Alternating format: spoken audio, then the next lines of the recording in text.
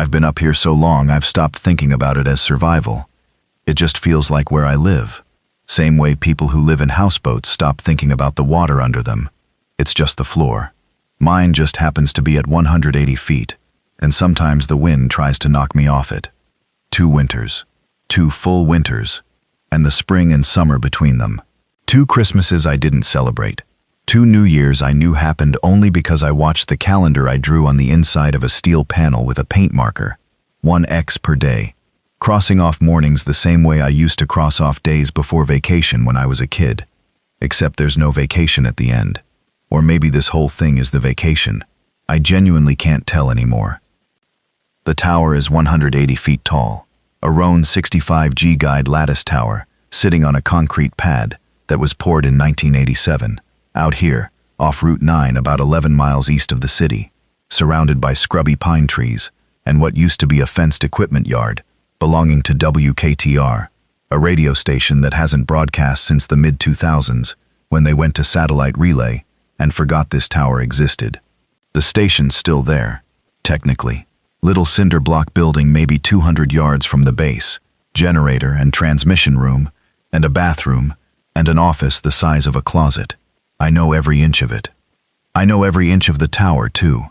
Every flange bolt, every guy wire anchor, every rust spot I was supposed to treat. I know the way the top section twists maybe 2 degrees east when the wind comes from the northwest above 40 miles an hour. I know which rung on the climbing pegs has a slight give in it, 3rd from the top, right side. And I know how to step around it without thinking now. Same way you learn which step in your house creaks. I know this place better than I ever knew anywhere I actually called home. Funny how that works. But I'm getting ahead of myself. The tower didn't always look like it does now. When I got here that first week, it was just a tower with a small equipment cabinet at the base and a rusted antenna array at the top, and nothing else.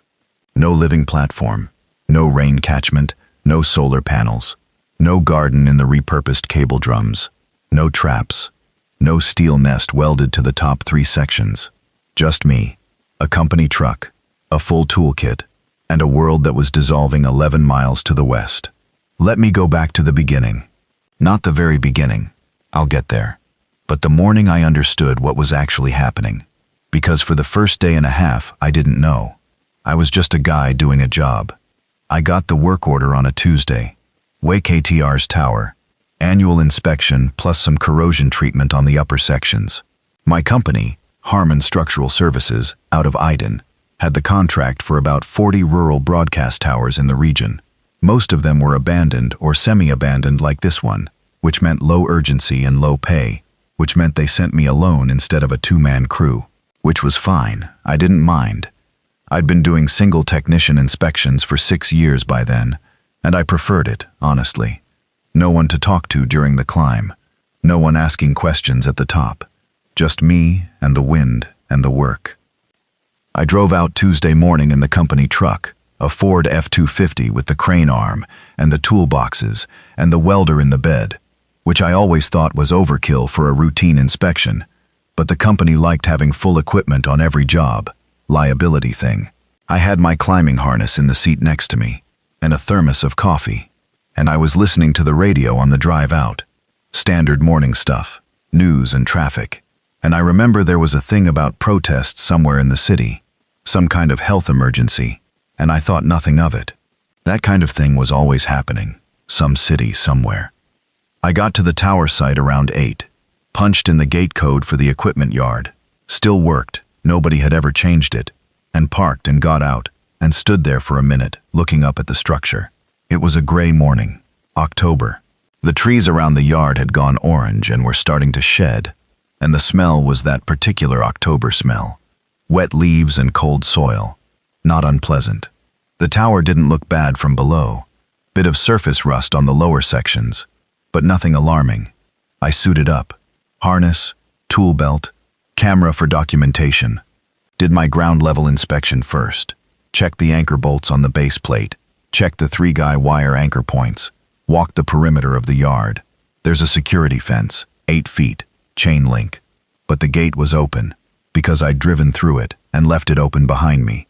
Which I remember clearly, because later that turned out to matter. I started climbing at 8:40. 180 feet takes about 25 minutes at a steady pace, if you're doing it right, not rushing, checking your hooks at every section transition. I wasn't in a hurry. I had all day and nowhere to be. The view from the top was the same view it always was up here.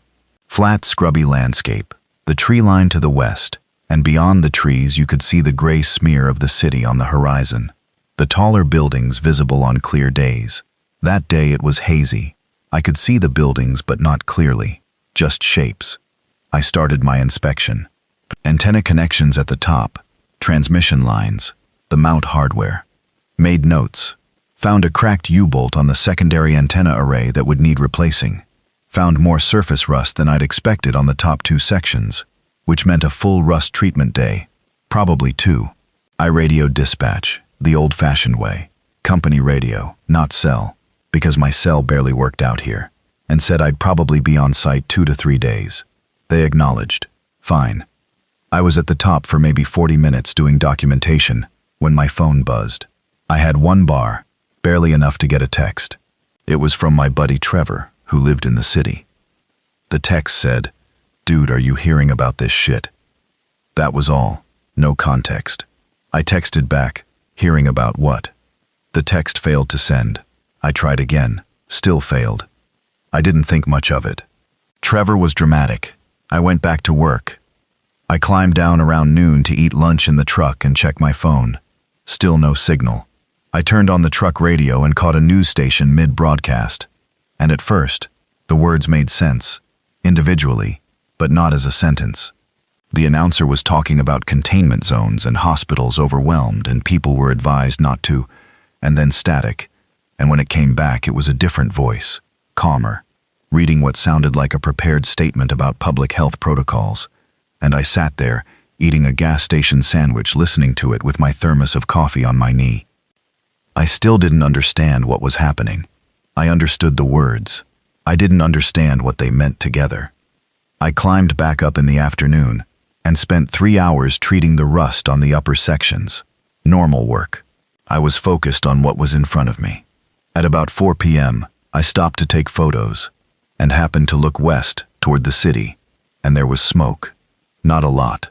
A thin column, darker than the sky, rising from somewhere in the city grid. A building fire, I figured. Maybe a car. Cities have fires. There were 2 columns by 5 p.m. By the time I climbed down for the evening, there were more than I could count. I got in the truck and tried to drive toward Route 9 to head back to town, and about a mile down the access road, I met the first ones. Not zombies. Not yet. Or not that I recognized as zombies. Just people. 3 of them, walking down the middle of the road, coming from the direction of the highway. A man and a woman and a kid, all moving fast. The man looking back over his shoulder every few steps. I slowed the truck and rolled down the window, and the man came to me immediately, before I'd even stopped fully, his hands on my doorframe. He said, "Don't go that way. Please, don't go that way." His name was, I found out later, Roger. Roger Batten. 41 years old, worked at a distribution center. His wife Elaine and their son Corey, who was 9. I don't know where they were trying to go. They didn't know either. They'd just been moving away from something, and my truck was the first thing with an engine they'd seen in 2 hours. Roger told me what he'd seen at the edge of the city. He wasn't fully coherent, which I understand now, but at the time I kept having to ask him to slow down. People attacking each other. Not fighting. Attacking. The way an animal attacks, not a person. No weapons, just bodies and teeth. He'd seen a woman bite a police officer's face. He kept saying it like if he repeated it enough times it would make more sense. She bit his face. She just bit his face, and he went down, and then he got up again, and she was already going for someone else. I didn't believe him. I'll be honest about that. I didn't disbelieve him either. I was just sort of suspended between those 2 things, sitting in my truck looking at this man who was clearly not lying, clearly not performing, clearly terrified, and not knowing what to do with any of it. I said, "Get in." They got in. Roger in the passenger seat, Elaine and Corey in the back seat. and I turned around on the access road and drove back toward the tower site. I didn't have a plan. I want to be clear about that. There was no brilliant tactical realization, no moment where I thought height equals safety. I just didn't know where else to go, and the tower site had a fence and a building, and I had tools and a generator in the truck, and no better ideas. I locked the gate behind us when we pulled in. Still don't know what made me do that first, before I even got out of the truck. Instinct, maybe. A gate you lock is better than a gate you don't. We stayed in the cinder block building that first night. I had a sleeping bag in the truck, always kept one for jobs that ran long and remote, and the Battens had nothing, so I gave them the sleeping bag, and I took the chair in the office, and we all sort of sat there listening to the radio, which by then was broadcasting intermittently, the signal cutting in and out, whatever coherent news existed, mixed with static and emergency tones. What I understood by midnight, it had started 3 days earlier. Not that morning, not even that week. 3 days earlier, in the city, some kind of outbreak that the hospitals had initially called a severe infection, presenting with aggression. By the time the media started taking it seriously, it was already in 4 neighborhoods. By the morning I'd driven out to the tower, the city was already functionally lost. The government kept using words like contained and manageable, but the radio stations that were still broadcasting mostly said things like, "We don't know," and "stay inside," and "do not approach individuals showing symptoms." Corey fell asleep on the floor wrapped in the sleeping bag. Roger and Elaine sat at the office desk and didn't talk. I went outside and stood in the equipment yard and looked up at the tower in the dark and thought, I'm not a planner by nature. I'm a problem solver. There's a difference. A planner looks at a situation and maps out where it goes. A problem solver looks at what's in front of him and figures out what to do with it. I had a 180-foot steel tower, a full truck, a welder, tools, and a fence. Roger and Elaine had their car somewhere on Route 9, abandoned when the traffic stopped moving, and they had nothing else. What I had was height, and I knew, standing there in the dark looking up at that tower, that height was the one thing the spreading disaster below couldn't easily remove. That was when I started thinking about the climb, not as an emergency measure, as a strategy. The first 3 days after the Battens arrived, I sent Roger out with me in the truck, scavenging. The cinder block building wasn't a long-term option. It had no real defenses. The windows were old single-pane glass, and there was only one door. It was fine for a night or two, but it wasn't a fortress. The tower was. I spent the first morning explaining to Roger what I wanted to do. He looked at me like I was speaking another language at first. He kept saying things like, "Shouldn't we try to get to the city? Shouldn't we try to find help?" And I said, "Roger, I understand, but look at those smoke columns and tell me where in the city you want to go." He looked at the sky for a long time and then he stopped saying that. What I needed, steel. Specifically, sheet metal and structural angle iron and some kind of decking material. The tower's cross members at the top section had a natural platform potential. The Roan 65G at its top has a fairly open lattice structure, but if I could weld a steel deck across 2 or 3 of the upper sections and add some kind of enclosure, I had a living space that was essentially inaccessible to anything, without the ability to climb a vertical ladder with safety pegs spaced every 8 inches, which, as far as I could tell from Roger's description, and from what I'd read in the emergency broadcasts, and from the handful of infected I could see from the tower top during daylight, they couldn't do. They couldn't do much of anything, really, except walk toward sound and bite whatever they reached. They weren't climbing. They weren't opening gates. They weren't even reliably navigating obstacles. I watched one walk into the chain link fence repeatedly for 20 minutes before it found the open gate and came through. 20 minutes of walking into a fence it could see perfectly well. Whatever was operating them, it wasn't problem solving. So the fence was only a delay. I needed height. Industrial sites. That was where the steel was. There was a light manufacturing park off exit 7, about 4 miles from the tower, that I'd driven past 100 times on the way to various jobs. Metal fabrication shops, a roofing supply place, an HVAC contractor's yard. Exactly the kind of material I needed. I also knew there was a farm supply store about 2 miles west, that would have PVC pipe, water storage tanks, rope, tarpaulins, and probably food. Farms need feeding supplies. The first scavenging run was the most terrifying thing I'd done in my life up to that point. And I want to be accurate about that. Because terrifying isn't the same as panicked. I was scared the way you're scared before you step off a platform to rappel for the first time. The fear is real. It's physical. Your stomach knows what's happening before your brain signs off on it. But you move anyway, because the job is the job. Roger came with me because I needed hands, not because I thought he'd be good in a crisis. He wasn't. But he could carry things, and he wasn't cowardly. He was just terrified, and there's a difference. Elaine stayed with Corey at the site with the truck as our bug-out vehicle, engine running, ready to go if something went wrong. The 4 miles to the industrial park was the longest 4 miles I've ever driven. We kept the windows up. Not many infected on the road that first morning. Maybe a handful between the tower site and the park, stumbling across fields or standing in ditches. 2 on the road itself, which I drove around. They tracked the truck with their heads as we passed, but they couldn't keep up, and they didn't try to chase. Just turned and faced us, and made that sound. That low, continuous droning sound that I still hear sometimes in the quiet, that I'll probably hear for the rest of my life. The industrial park was mostly quiet. Most of the people who worked there would have left Tuesday afternoon when the news started breaking, and whatever infected had been in the area had followed the road noise toward the highway. We had maybe 2 hours of relative peace. 2 hours. I've never loaded a truck that fast. Angle iron in 20-foot lengths. Sheet metal, galvanized, 10 gauge. Structural tubing in 2-inch square. A welder's dream. I grabbed everything I could fit, and I mean everything. Not just steel, but welding rod from the fabrication shop. Electrode boxes still sealed in their packaging. Grinding discs. A cutting torch kit with 2 full cylinders. Acetylene and oxygen, the size you use for site work. I had my own MIG welder in the truck, but the torch kit was better for cutting and for work in tight spaces.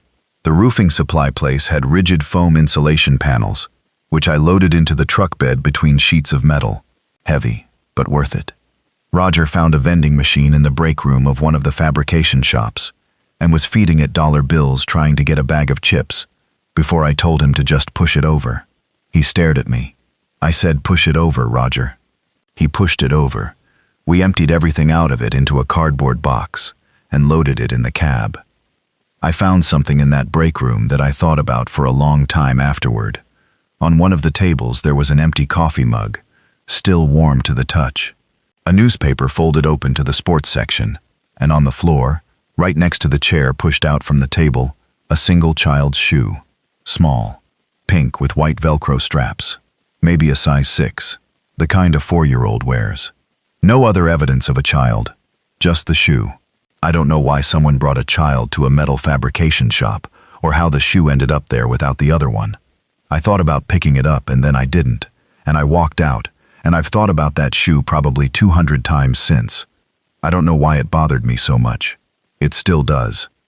The farm supply store was next, 15 minutes away, empty when we got there, which told its own story, because a farm supply store in the fall is usually packed.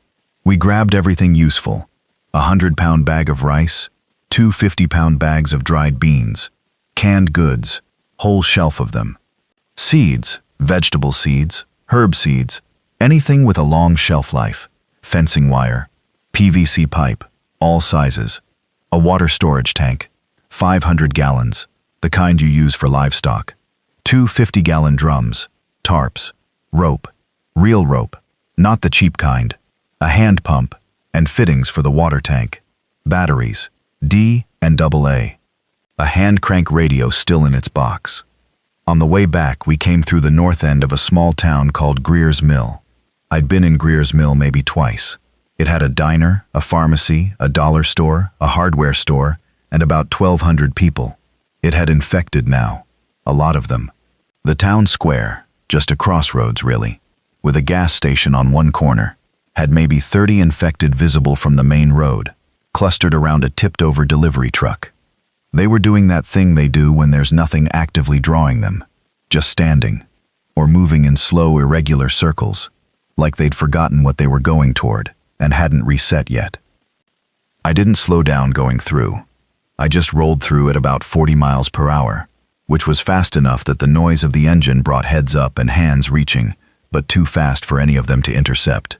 I watched in the rearview mirror as about 15 of them turned and started moving in the truck's direction, tracking the sound, following in a loose crowd that lost coherence almost immediately as they drifted in different directions.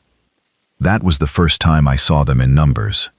And even then, even in that first look, what I remember most is how they moved. Not fast, not coordinated, not purposeful in any way that matched an actual goal. They moved the way water moves, filling in wherever there was space, drawn toward motion and sound, not thinking about any of it, just following stimulus. If there was no stimulus, they just stopped, waited, stood. That detail is the one that gave me hope. Not because they were easy to deal with, they weren't, but because height removed me from their stimulus range. Up there they couldn't hear me, couldn't smell me easily, not at 180 feet with the wind moving. They'd move past the fence, sometimes cluster at it when I was making noise on the ground, but if I stayed quiet and stayed up, they lost interest and moved on. Height wasn't just defense, it was invisibility. Building the platform took 11 days. I want to say it took 11 days because I'm proud of that. And I'm not proud of much in a boastful way, but I'm proud of that. 11 days, mostly alone on the tower because Roger was scared of heights, a thing he hadn't mentioned until I asked him to follow me up, at which point he'd looked at the first rung and said he couldn't do it, and I could see on his face that he meant it. So I climbed alone, and he handed things up from below using a block and tackle pulley system I rigged off the guy wire anchor. And Elaine watched the fence line with my binoculars and a piece of steel pipe she'd found in the equipment yard. And Corey mostly stayed in the cinder block building, but sometimes came out and stood next to his mother and watched me work. The boy watched me work more than any of them. He'd stand there with his hands in his pockets and watch me move around up on the structure, and he didn't say much. The first time he said anything directly to me was on about day 5 of the build. I'd come down to eat and drink something, and he came over and said, "Is it warm up there?" And I said, "Not really." And he said, "Can you see very far?" And I said, "Yeah, pretty far." He nodded, like that confirmed something, and went back to his mother. The platform. I welded it to the top of the third from last section, which put it at about 160 feet. The Roan 65G lattice structure has 4 primary cord members at each section. I used angle iron brackets welded to those cords as the deck support, then ran structural tubing across them as joists, then decked it with 10-gauge sheet metal, 6-foot by 12-foot deck, solid. I checked every weld 3 times. Then I built the walls. The enclosure was basic at first, 3 sides, partial. I used the sheet metal for 2 solid walls and 1 wall with a gap for access to the upper antenna section. Then I put a roof on it, sloped to one side for drainage. From above, it looked like a steel tool shed bolted to the side of a radio tower at 160 feet. From inside, it looked like a submarine. Low ceilings, barely room to stand straight. The smell of welding flux and cold iron, light coming in through the gaps at the panel seams. I lined the inside with the foam insulation panels, glued in place with construction adhesive, made it warmer. Didn't make it comfortable, but warmer. I put in a sleeping loft, just a shelf essentially, welded to the upper half of the enclosure, wide enough to sleep 1 person lying flat. Below the shelf was workspace. I cut a hatch in the floor over the access point to the climbing ladder, hinged it with hardware store strap hinges, bolt through so they couldn't be removed from outside, added a drop bolt latch on the inside. The access hatch and the bolt latch were the first things I installed, before I put the roof on, before the insulation, before the sleeping loft. The lock came first. Day 8, I started on the rain catchment. I'd bought a gravity-fed livestock tank, and I needed to get it up there, which was the single hardest mechanical problem of the whole build.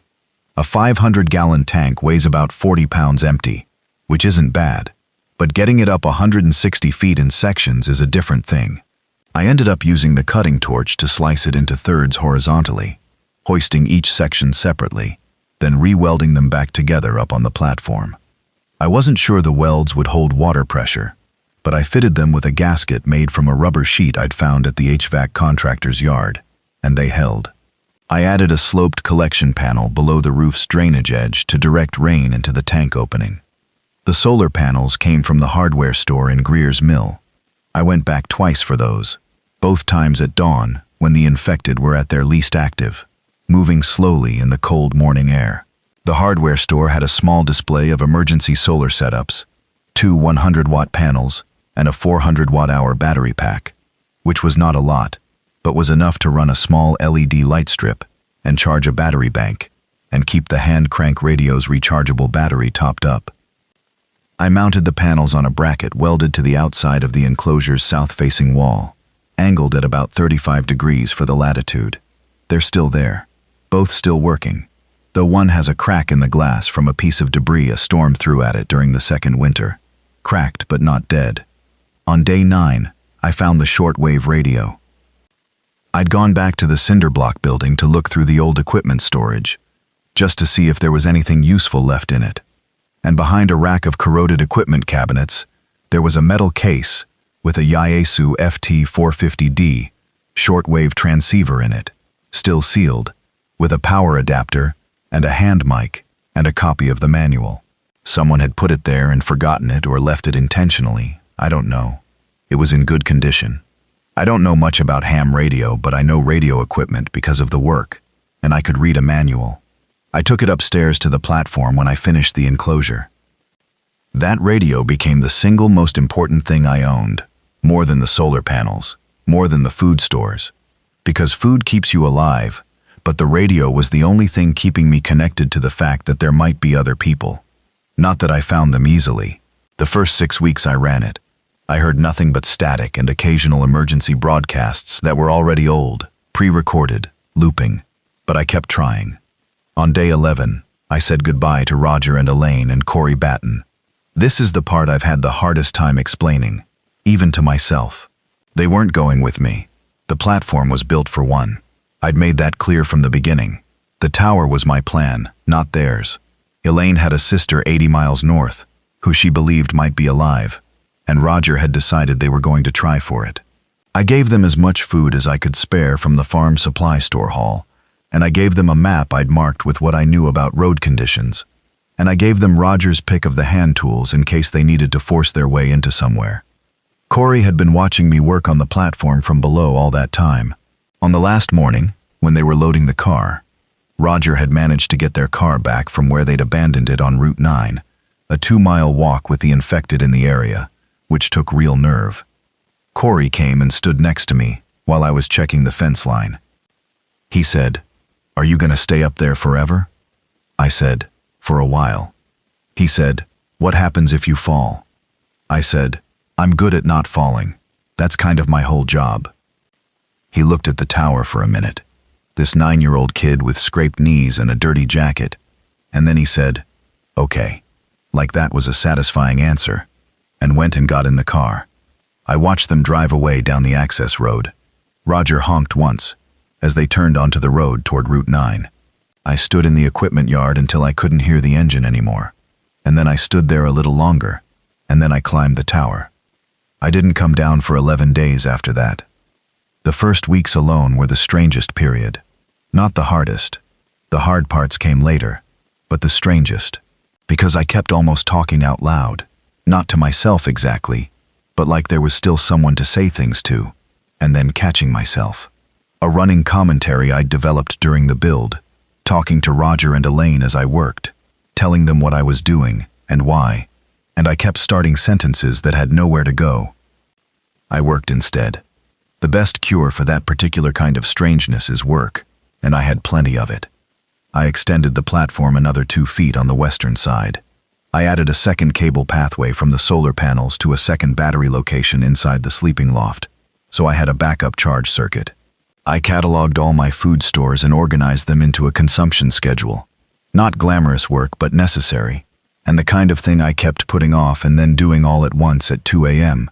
because I couldn't sleep. Food situation at that point, roughly 4 weeks in.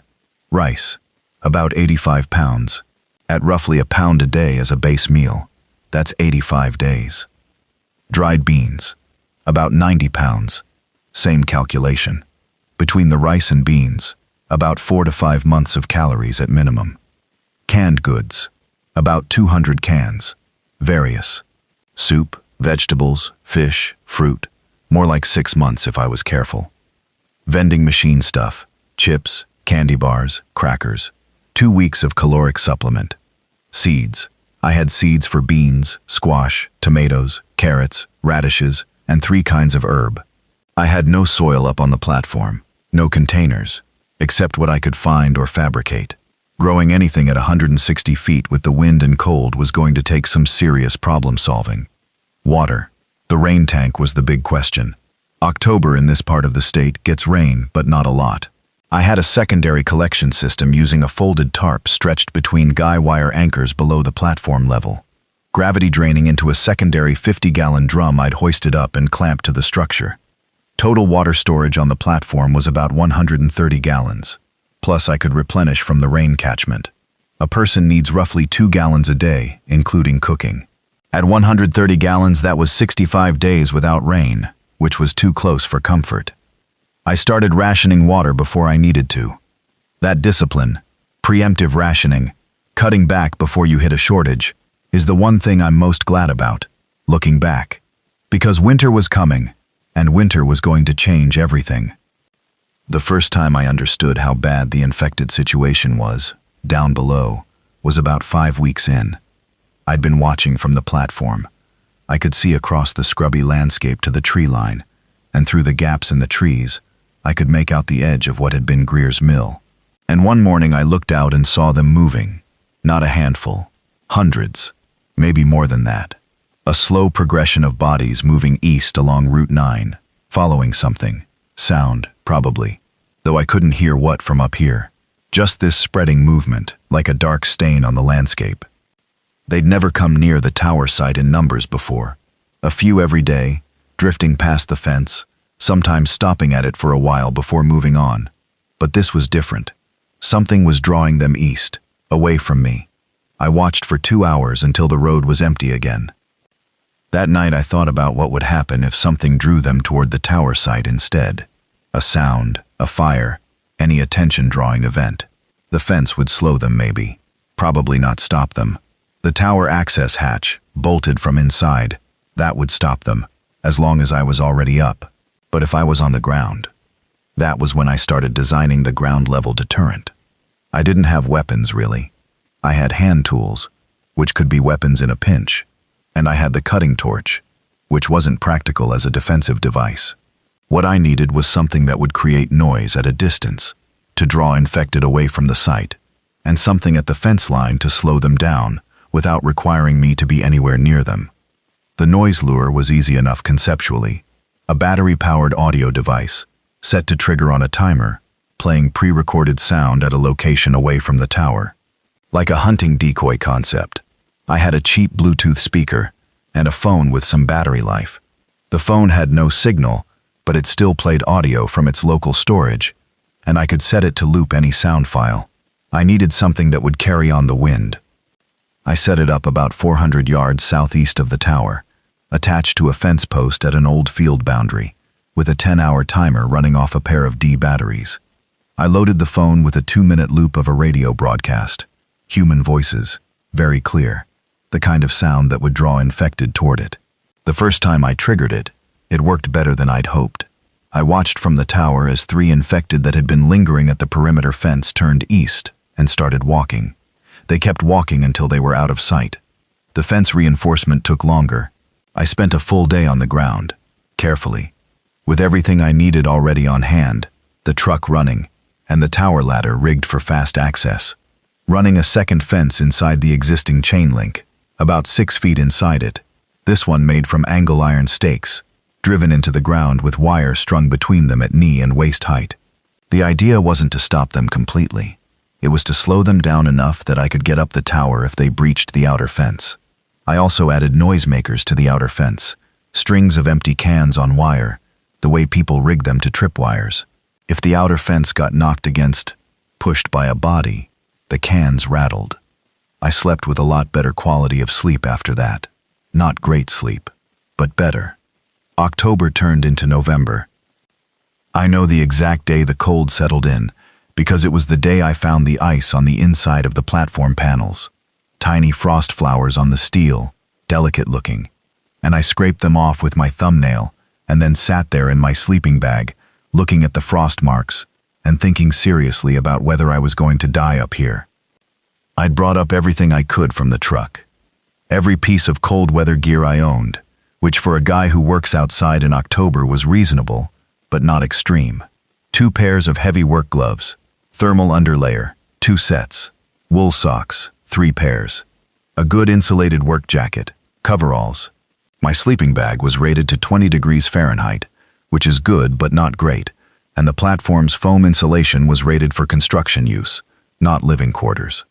The temperature inside the platform on a calm night at that point was probably 10 to 15 degrees warmer than outside, which sounds like a lot until outside is 15 degrees and inside is 30 and you're trying to sleep. I had one option for heat generation, a small propane canister camp stove I'd taken from the farm supply store's camping section. I had 4 full 1-pound propane canisters and 2 partial ones. The stove was enough to heat a cup of water, cook a pot of rice, and take the very worst edge off the air temperature in the enclosed space. But propane has CO limits in enclosed spaces, and I had no CO detector. I used it sparingly. A 30-minute burn in the morning to heat water and food. Another 30 at night, before sleeping. Enough to bring the space up a few degrees before I turned it off. I started wearing everything I owned to sleep. Thermal layer, then work shirt, then sweater I'd grabbed from the cinder block building's lost and found box, then the insulated jacket, then the sleeping bag. I slept in my work boots the nights it got below 10 outside. Not great for the sleeping bag, but fine for my toes.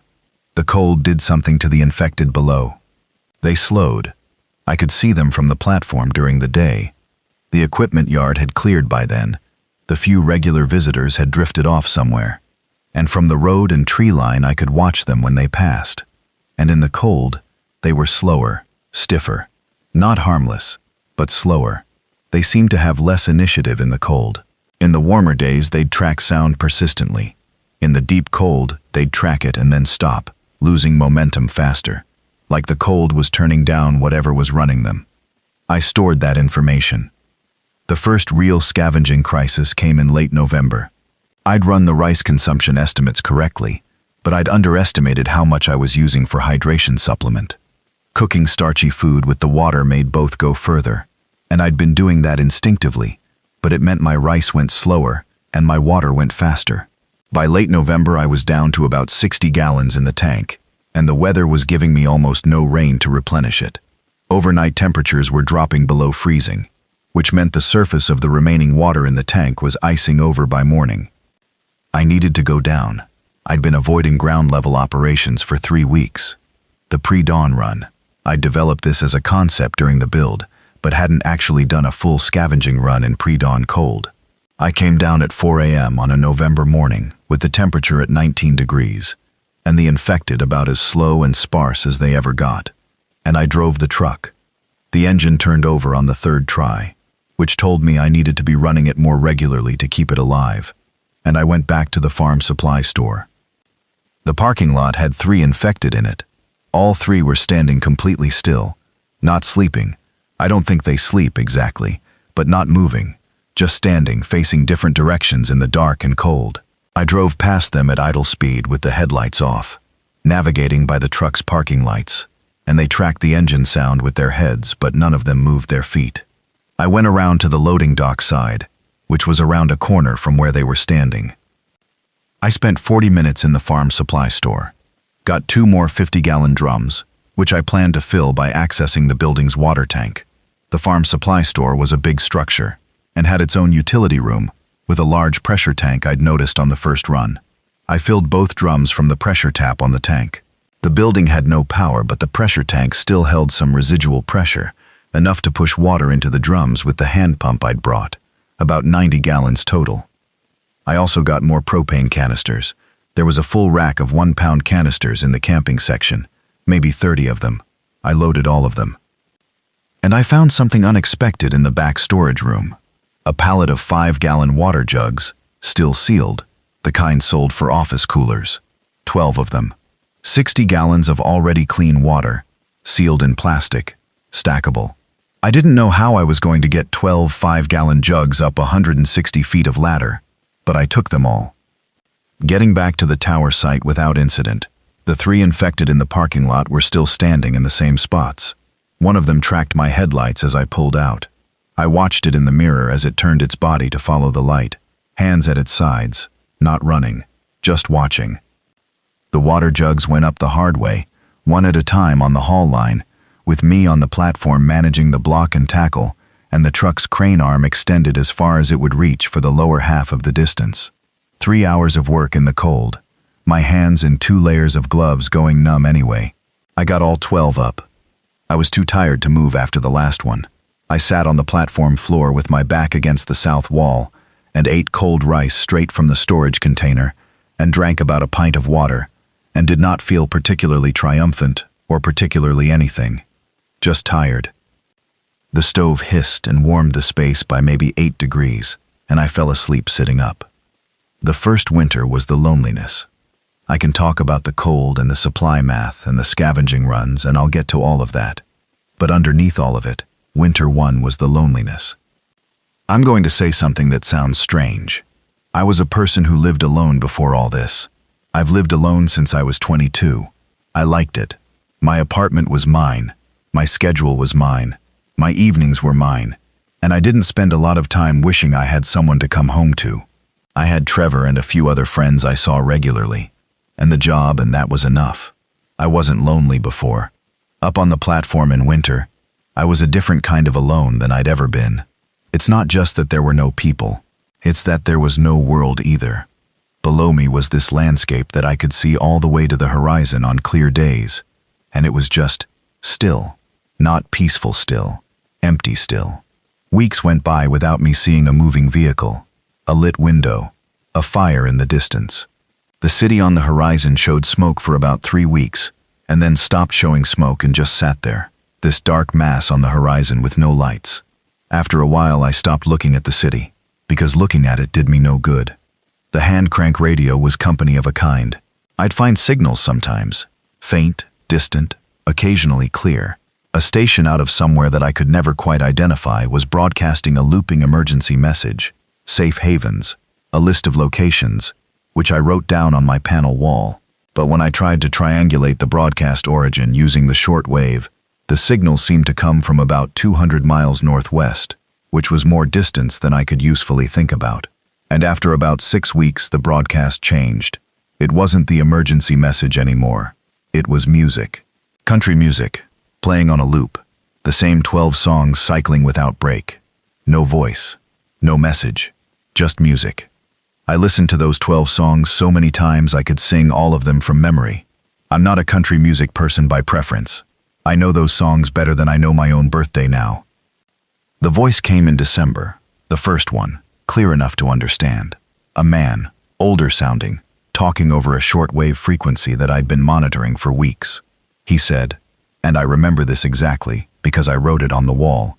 He said, "If anyone's receiving, we're at the Millbrook farm off Route 14. About 40 people. We're doing okay. We're doing okay. If you're out there, stay safe." And then he said a frequency, his receiving frequency, and then he went off. I grabbed the hand mic and keyed it and said, "I'm receiving you. I'm at a tower off Route 9, 11 miles east of the city. I'm okay. Are you still there?" Silence. I tried for 2 hours. Nothing. He was gone. Maybe he was only transmitting, not receiving.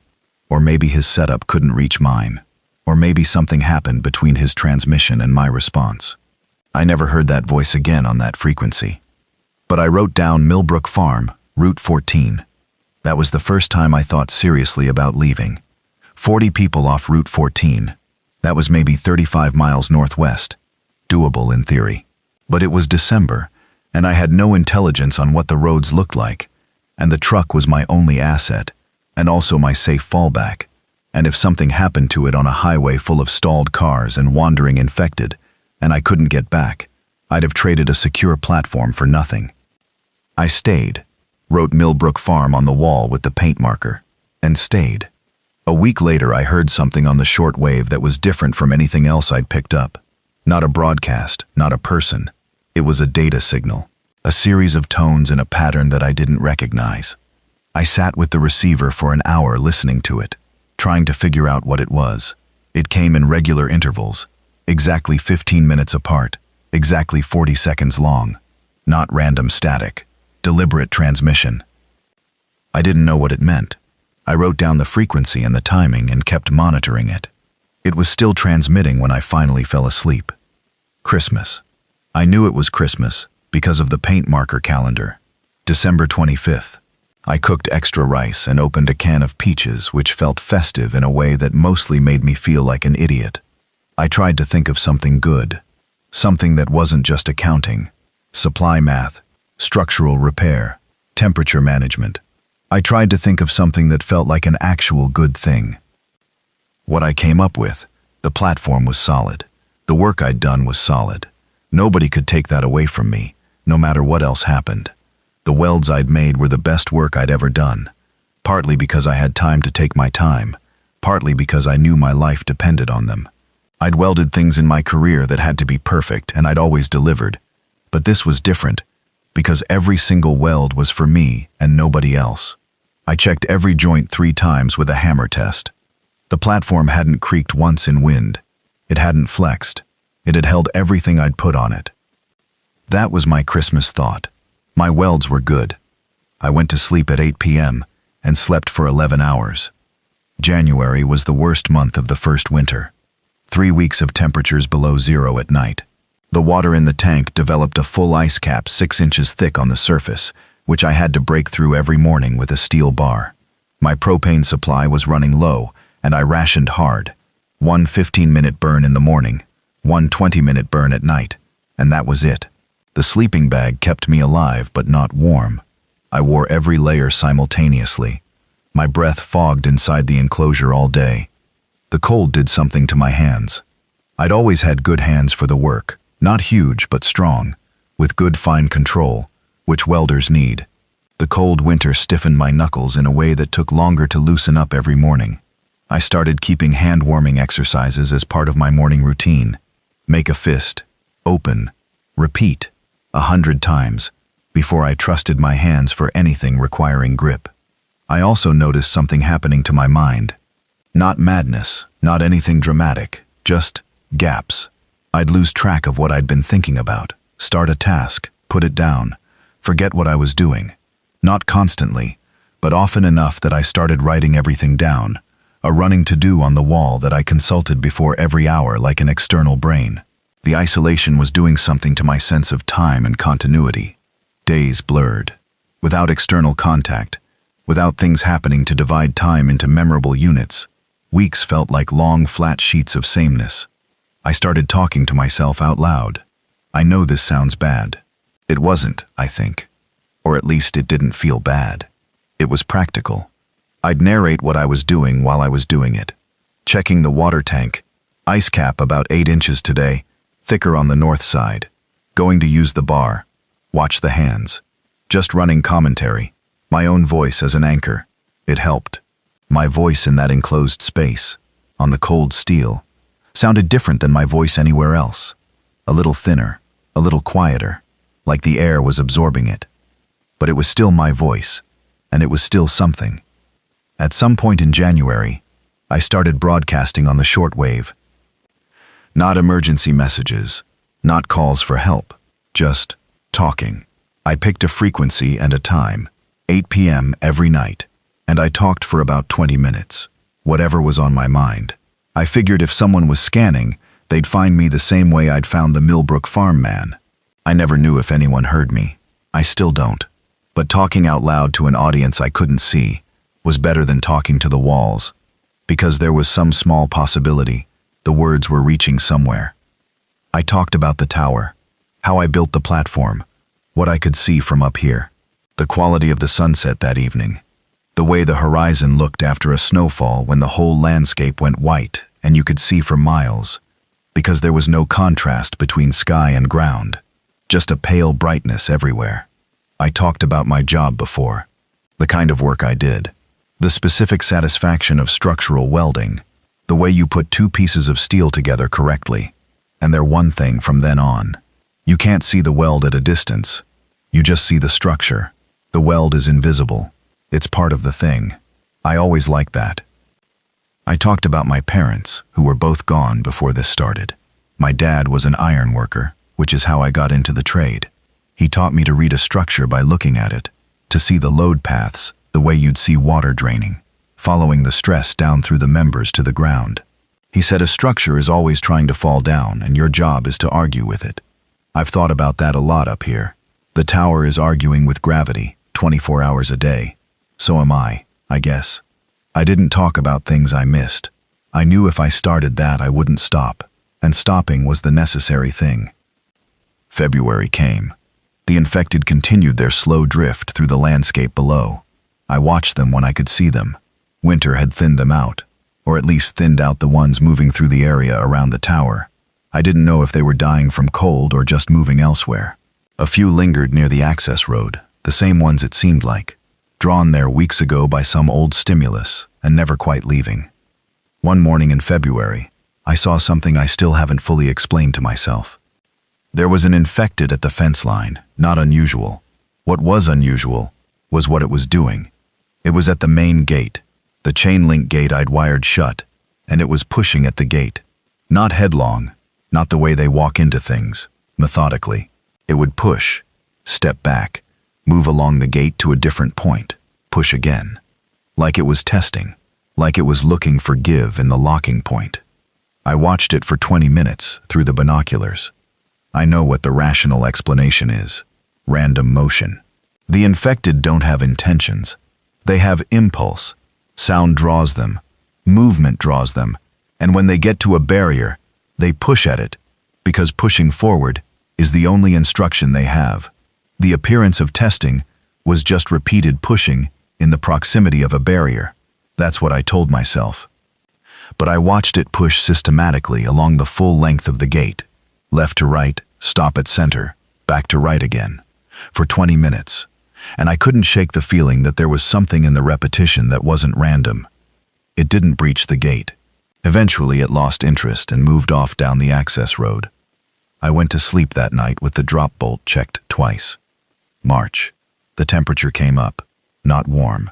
The kind of cold that's no longer trying to kill you, but is still making clear it doesn't like you. The ice on the water tank thinned and then vanished.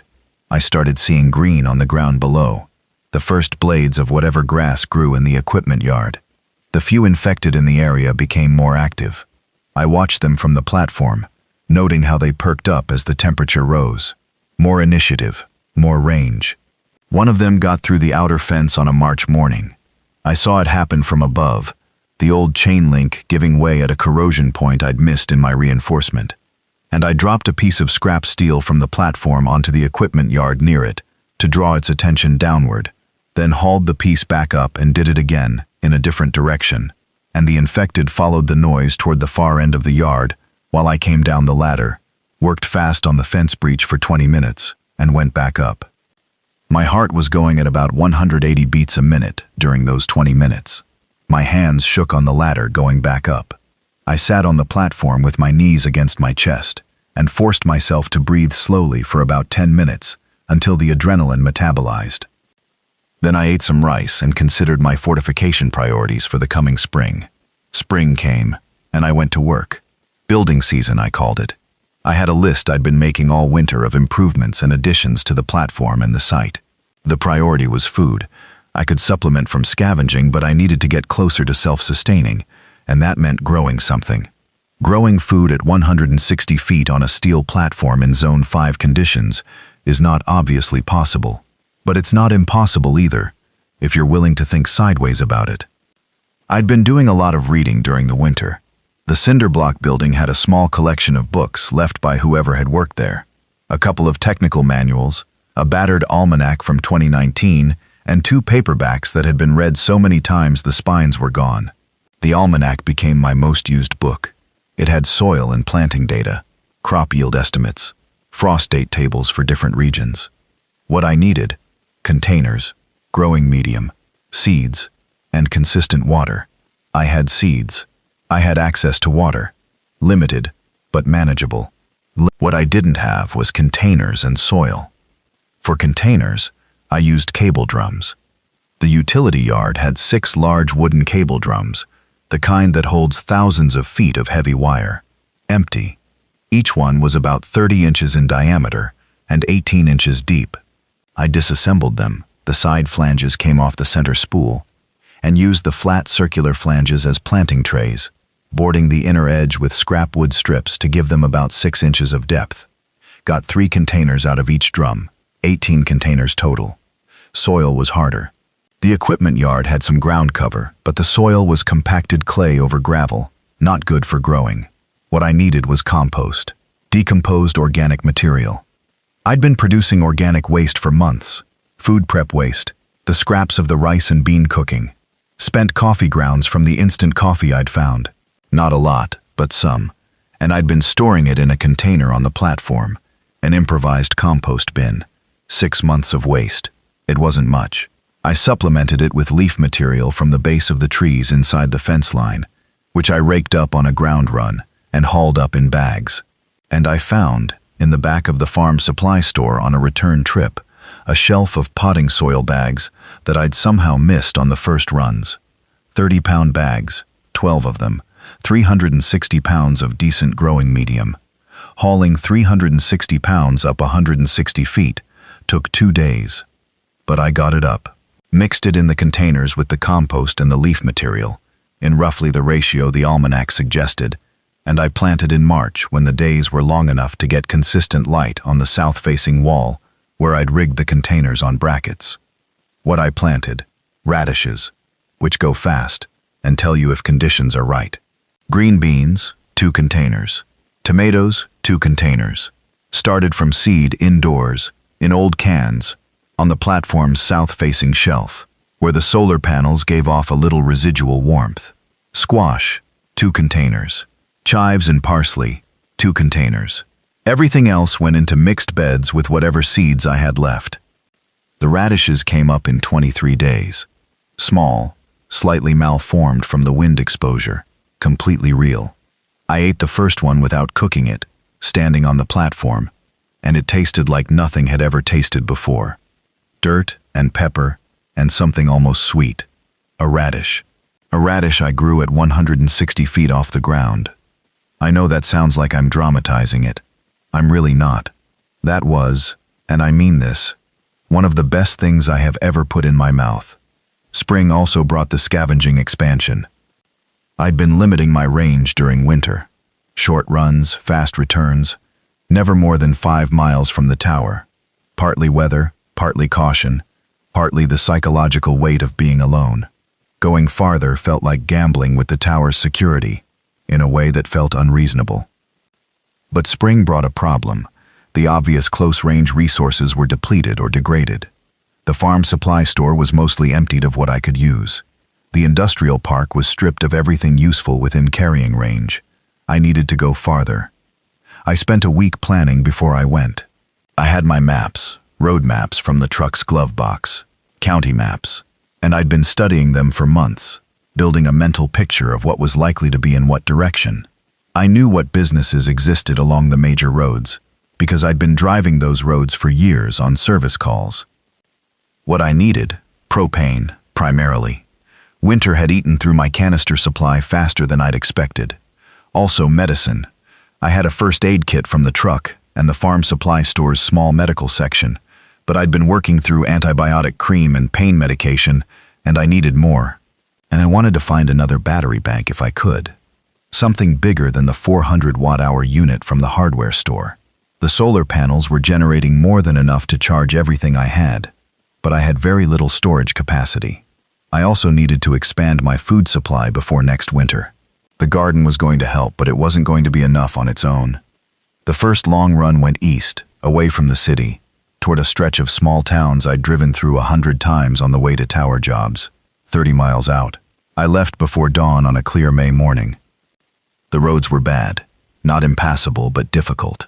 Abandoned vehicles in the travel lanes, some of them damaged, some just stopped and left. I had to detour around 3 separate blockages that were completely impassable, adding maybe 8 miles to the route. The infected were sparse on the open road in May. The warm days had them more active, but the open ground gave me visibility and time. I saw them before they could reach me. I drove around them. 30 miles east, there was a town called Palmerton, which I knew had a hardware store, a small grocery, and a pharmacy. The kind of town with one of everything. Palmerton was empty in a way that was different from the emptiness near the tower. The emptiness near the tower felt like no one was home. Palmerton felt like no one had ever come back from wherever they'd gone. Doors open, a few vehicles crashed into buildings. A dog, a live dog, a big brown mutt, sitting in the middle of the main street looking at my truck with its head tilted. The dog approached when I stopped. Skinny, but not starving. Cautious, but not scared. I had a can of tuna. I opened it and set it on the pavement outside the truck door. The dog ate it in about 4 seconds and then sat back and looked at me. I thought about taking it with me. I thought about it seriously, standing in the middle of Palmerton with this brown dog looking at me. And I thought about what the platform would mean for a dog. A 6 by 14-foot steel enclosure at 160 feet, no yard, no ground. That wasn't a good life for a dog. I was already questioning whether it was a good life for a person. I left the dog in Palmerton. It followed my truck to the edge of town, and then stopped at the town line, and watched me drive away. I looked in the rearview mirror at it, until I couldn't see it anymore. That bothered me more than I expected. Still bothers me. Palmerton's pharmacy had everything I needed in the way of medicine. The stores were intact. Clearly no one had looted this place, which told me the town had evacuated in some kind of order, rather than panicking. I took antibiotics from the prescription section, which I felt strange about for about 30 seconds, and then I felt fine about. I took pain medication, broad-spectrum anti-inflammatories, antihistamines, cold medicine, vitamins. I took a blood pressure cuff, because I had no idea what my blood pressure was, and it felt like the kind of thing I should know. I took a stethoscope for the same reason. I took reading glasses too. I'm 34 and don't need glasses, but I figured they'd be worth having in 5 years. Hardware store. A full 20-pound bag of welding wire, grinding disc packs, 3 100-watt solar panels still in their boxes, the kind people use for RV setups, a 1200 watt-hour battery unit, a Jackery portable power station, still in its box. I almost cried when I found that. 1200 watt-hours was 3 times what I had. I loaded it in the truck cab so it wouldn't rattle in the bed. Grocery store, wiped of fresh food, obviously, months old and rotten, but the dry goods were intact. Rice, pasta, canned vegetables, canned protein, dried fruit. The freezer section had long since thawed and was a disaster I walked past without opening. But the canned and dry goods filled 3 boxes and the back seat. On the way back, I took a different route, coming north of where I'd gone east, threading through smaller roads. I was within 15 miles of the tower when I came around a curve and had to stop for a vehicle in the road. A pickup truck, pulled sideways across both lanes, deliberately. Not an accident. Deliberate. I stopped, engine running. I sat there looking at the truck and the road around it.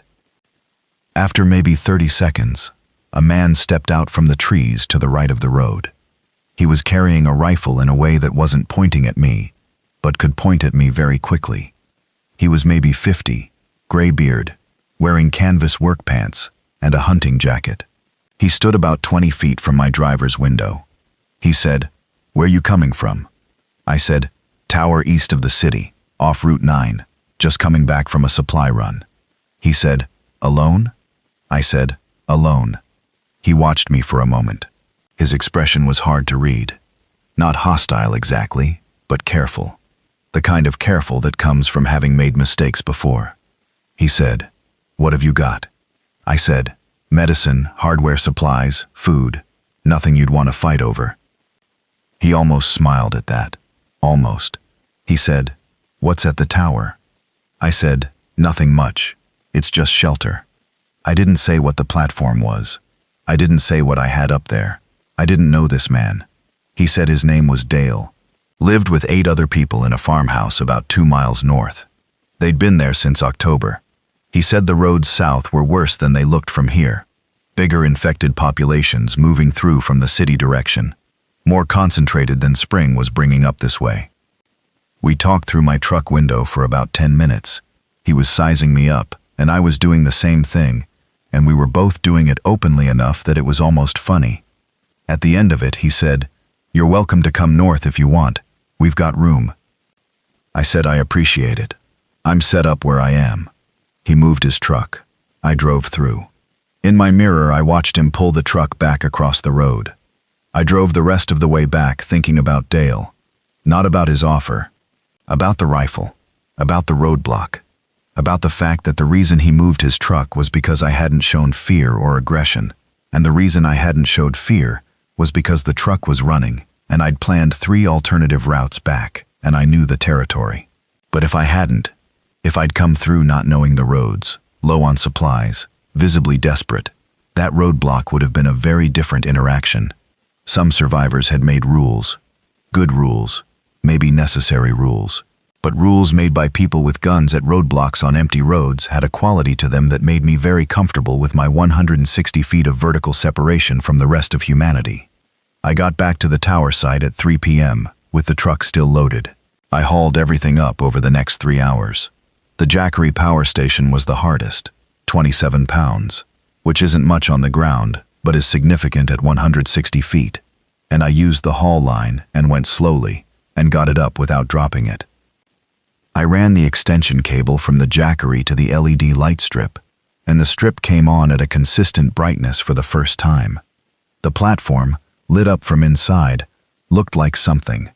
It looked like a place someone lived. I stood in the middle of it, in the full brightness, and looked at what I'd made. Steel walls with foam insulation on every surface. Sleeping loft barely wider than my shoulders, but long enough for my legs to extend. Below the loft, a work shelf with the radio equipment, the shortwave receiver, the mic, frequency logs written on paper I'd found in the cinder block building.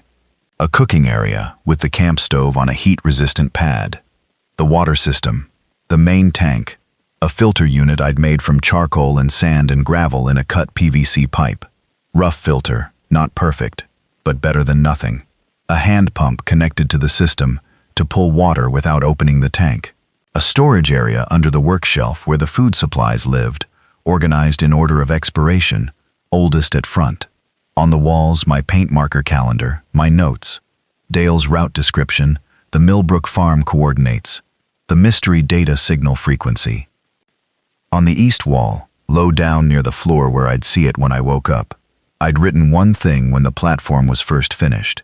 It said, "This stays standing." I read it every morning. Still do. June brought the garden into production. The green beans came first. I ate them like chips, standing on the platform at noon with the sun hitting the south wall.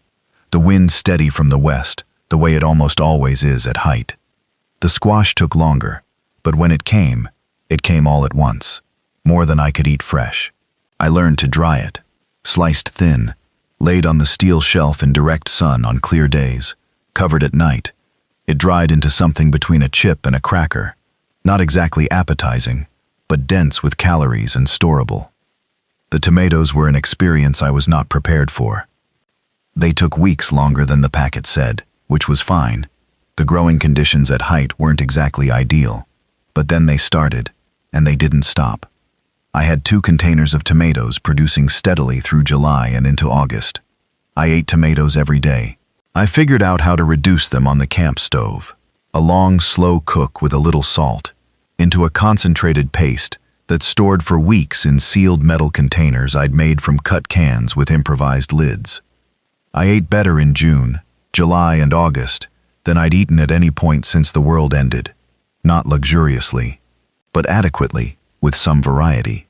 The garden wasn't keeping me alive on its own. I still relied heavily on the stored supplies, but it was contributing something that mattered more than calories. Routine, purpose, a thing to tend. I was also, by summer, more physically fit than I'd been since my 20s. Climbing the tower multiple times a day had done something to my arms and back and legs.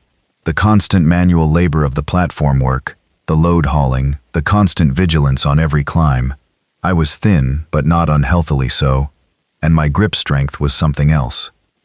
Summer also brought the first signal I'd ever received that was genuinely interesting. I'd been monitoring the mystery data signal since January, the one that came in 40-second bursts every 15 minutes on a fixed frequency. In June, something changed. The burst duration extended. Instead of 40 seconds, it became 90 seconds. And embedded in the extended signal, I noticed something that the shorter bursts hadn't revealed clearly. A repeating sequence at the start. 3 tones, specific, consistent, always the same 3 tones before the data. I'd learned more about the shortwave radio by then. The Yaesu's manual was thorough, and I'd read it 4 times, and there were ham radio operating guides in the cinderblock building that had been there probably since the station was active. I understood frequencies, propagation, modes. The signal I was receiving was a data mode, digital communication, not voice. Specifically, it looked like it might be PSK31 or a similar narrowband mode. I didn't have the software to decode PSK31, but I had a notebook and a lot of time. I started writing down the tone patterns manually. Every transmission for a week. I transcribed what I could, which was crude and probably full of errors. But after a week of this, I had something I could analyze. And what I found in the analysis was this. The signal was repeating a pattern every 6 transmissions. Not random. A 6-cycle loop. Something was transmitting the same data over and over, probably automated. Either someone had set up a beacon and left it running, or someone was still there sending the same thing every 15 minutes for months. I spent 3 days trying to work out if I could determine direction. The Yaesu could do direction finding in theory. It had a sensitivity adjustment that could be used with a directional antenna. I improvised a directional antenna from coax cable and aluminum tubing, rigged off the existing antenna mount. My direction finding was rough, very rough, not a tool anyone would bet their life on. But when I rotated the antenna slowly through 360 degrees while the signal was transmitting, the strongest reception consistently came from roughly northeast. Maybe 50 to 80 miles, based on signal strength and some extremely rough math from the propagation guide. I added it to the wall. Northeast, unknown automated signal, 6-cycle repeat, changed to 90-second bursts in June. I couldn't explain why it had changed. An automated system doesn't change itself. Something changed it, which meant something with hands and a brain had adjusted the transmitter in June. Someone was there. I thought about that for a long time. Someone was there, northeast, transmitting data that I couldn't read, keeping a transmitter maintained and powered, patient enough to run it for months. I broadcast that night for an extra hour. Same frequency, same time, but I broke format and just talked about the data signal. I said I was receiving it. I said I couldn't decode it. I said if you can hear me, switch to voice mode. This frequency, 9 p.m. I said it 5 times over the course of the hour, clearly, slowly. No response. But I kept trying. Every night at 9 p.m. on that frequency, I said the same thing. August was when the summer complacency almost killed me. I'd been on the ground more than usual. The garden required maintenance. The fence needed patching in 2 spots. And I'd been running supply runs every 2 weeks or so, feeling competent, feeling like I had a system. The infected near the site had thinned over summer, which lulled me. I was on the ground in the equipment yard in the late afternoon, mid-August, patching the fence inner barrier, when I heard the gate rattle. I looked up, and there were 4 infected outside the outer fence, one of them pushing at the gate. I was 50 yards from the tower base. 4 was manageable in theory, but I didn't have a weapon. I had a fence repair kit and my tool belt, and I was 50 yards from the ladder. I started moving toward the tower, steadily, not running. Running creates noise, draws more attention, but moving. The gate rattled again, harder. The chain I'd wrapped around the latch points held, 30 yards. The gate latch wire, old chain link wire I'd twisted into a locking loop, must have corroded through, because it gave. Not completely, not at once, but I heard the pop of it failing, and the gate pushed open about 8 inches before it caught on the ground where I'd staked it. 8 inches. One of the infected pushed its face against the 8-inch gap. 20 yards. It pushed harder, and the gate stake bent, and the gate opened to about 18 inches. I ran, just straight out ran for the tower ladder, and I was already reaching for the first rung when the infected came through the gate. 2 of them made it through in the first second. The other 2 were hung up on each other in the gap. I went up the ladder faster than I've ever climbed anything. I didn't look down. I could hear them at the base of the ladder. Not climbing. They couldn't climb. But the impact of them against the base of the tower structure. That low, droning sound. Right below me. I went up 30 feet before I stopped and looked down. All 4 were at the base. 2 had followed me to the tower, and 2 more had come through the gate and joined them. They were pressing against the tower structure, faces up, making that sound. The tower base was wide enough that they couldn't directly reach the ladder pegs without being directly under them, but 2 of them were directly under them, which wasn't great, and one of them was moving along the base structure with its hands touching the steel, exploring the surface. I stayed on the ladder, not at the top, about 40 feet up, where I could watch them and they couldn't reach me. I watched for an hour and a half. What I learned that hour and a half, they lose interest eventually, if nothing reinforces the stimulus. The sounds above them, my weight on the ladder, my breathing, were minimal at 40 feet. The tower vibrated slightly in the wind, and the vibration might have kept them present initially, but as my movement-induced vibration faded, they started to drift. First one, then a second. 2 remained at the base for another 30 minutes. By dusk, all 4 were gone. I climbed the rest of the way up in the dark, locked the hatch, and sat in the platform without turning on the light for a long time. I resecured the gate the next morning with 3 layers of locking wire and a deadbolt I'd taken from the hardware store months ago and never installed, because I'd thought the existing gate latch was sufficient. The deadbolt went on immediately, bolted through both the gate frame and the fence post with 1/2-inch hardware. I didn't go on the ground again without the truck running, and the gate secured behind me, every time, no exceptions. It was a rule that should have been a rule from the beginning, and I'd gotten lazy about it in the summer comfort. The close call reset me. Autumn came and I was sharper. The second winter was different from the first in every way that matters. The first winter, I was learning. Everything was a problem to solve, a system to figure out, a routine to establish. The cold was terrible, but it was new, and I was actively thinking about surviving it. I had enough mental engagement to stay present. The second winter, I knew how to survive it. I'd prepared better. More propane, the big battery unit, better sealed panels on the platform, a secondary heat strategy involving a heavy wool blanket I'd found in the cinder block building that I stuffed into a sleeping bag liner to make a composite system that kept me warm, down to about -5 outside. I was more prepared, and I was more alone. This is the thing I couldn't prepare for. The first winter, the loneliness was new and sharp. The second winter, it was old and dull, and that was somehow worse. New things are interesting, even when they hurt. Old things are just wait. I kept the radio schedule. Every night, 9 p.m., the same frequency, talking. The journal voice broadcasts, the Weld stories, the descriptions of what I could see. I'd developed something like a format by then. I'd start with the day's conditions, temperature and wind, and what was visible in the landscape. Then I'd talk about whatever I'd done that day. Then I'd usually go into memory, something from before, a specific thing, a particular job or a conversation, or an ordinary Tuesday evening. Not in a sad way, just the ordinary texture of things. I don't know if anyone was listening. I still don't. Second winter, November. I lost one of the solar panels, not to the cold, to a piece of roofing material that the wind picked up from somewhere and threw against the panel face at high velocity, cracking it diagonally corner to corner. It still generated power, but at about 60% of rated capacity, which meant I had to be more selective about when I ran the LED strip at full brightness.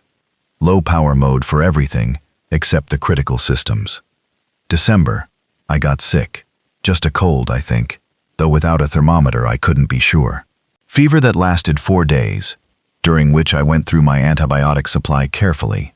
I didn't know if it was bacterial or viral, but I took a precautionary 3-day course of amoxicillin and drank as much water as I could manage, and slept almost continuously. The fever broke on day 5, and I lay in the sleeping loft weak and sweating, and spent the better part of a day just staring at the steel ceiling above me. Being sick alone is its own specific thing. There's no one to bring you water, no one to check if you're okay. There's no one to be scared for you, which is something I hadn't thought about before. That part of what helps when you're sick is being around people who are scared on your behalf. It pulls you toward effort. Alone, you have to generate that yourself. And when your body is already working hard just to fight the fever, generating the social pull of other people's worry from scratch is an interesting task. I survived it. January 2nd winter. Long. I'd underestimated how much I was relying on the garden's psychological benefit until the garden was gone for the season. Empty containers, bare brown dried stems, nothing growing. The space where the tomatoes had been was just a planting tray with compacted soil. I started planning the second season's garden in January, writing it out in detail in the notebook. Expansion. I had room for 2 more containers if I reorganized the west wall bracket system. I'd add a windbreak, a piece of clear polycarbonate sheeting I'd found at the roofing supply place and never used, which could go around the south side containers to trap warmth and reduce wind exposure. I'd start seeds earlier, indoor germination in late February instead of March. Planning the garden carried me through January. February 2nd winter. The data signal changed again. I was monitoring the northeast frequency on a February evening when the signal shifted. The 15-minute interval went to 10 minutes. The burst length went from 90 seconds to 2 minutes. And then, this was the thing. There was a voice. Just for a second. Just between the data bursts, a voice broke through briefly on the same frequency, saying something I couldn't quite catch. I grabbed the mic and said, "Say again, you're breaking up," and keyed off, and waited. The voice came back, clearer this time.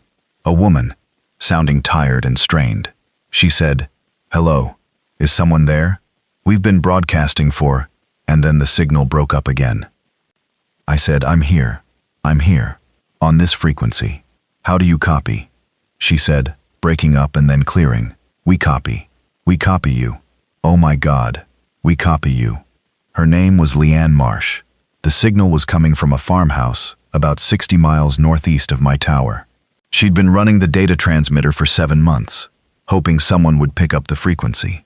She had a family with her father Ray, her husband Daniel, and their daughter Petra, who was 11. They'd been there since the first weeks of the outbreak.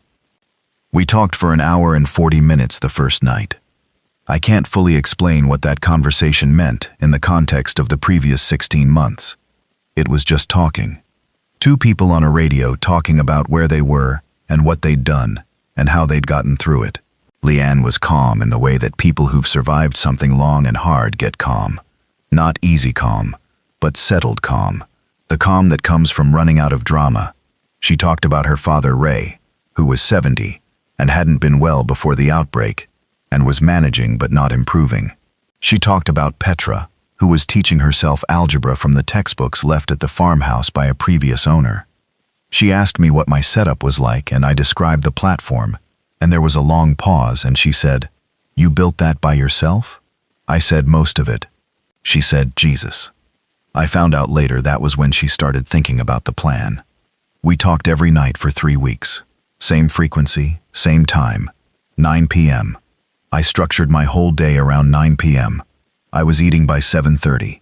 Radio warmed up by 8:30. Just waiting by 9.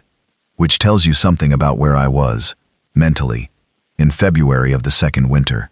A person with a full and adequate life does not count the hours until 9 p.m., so they can talk to someone on the radio.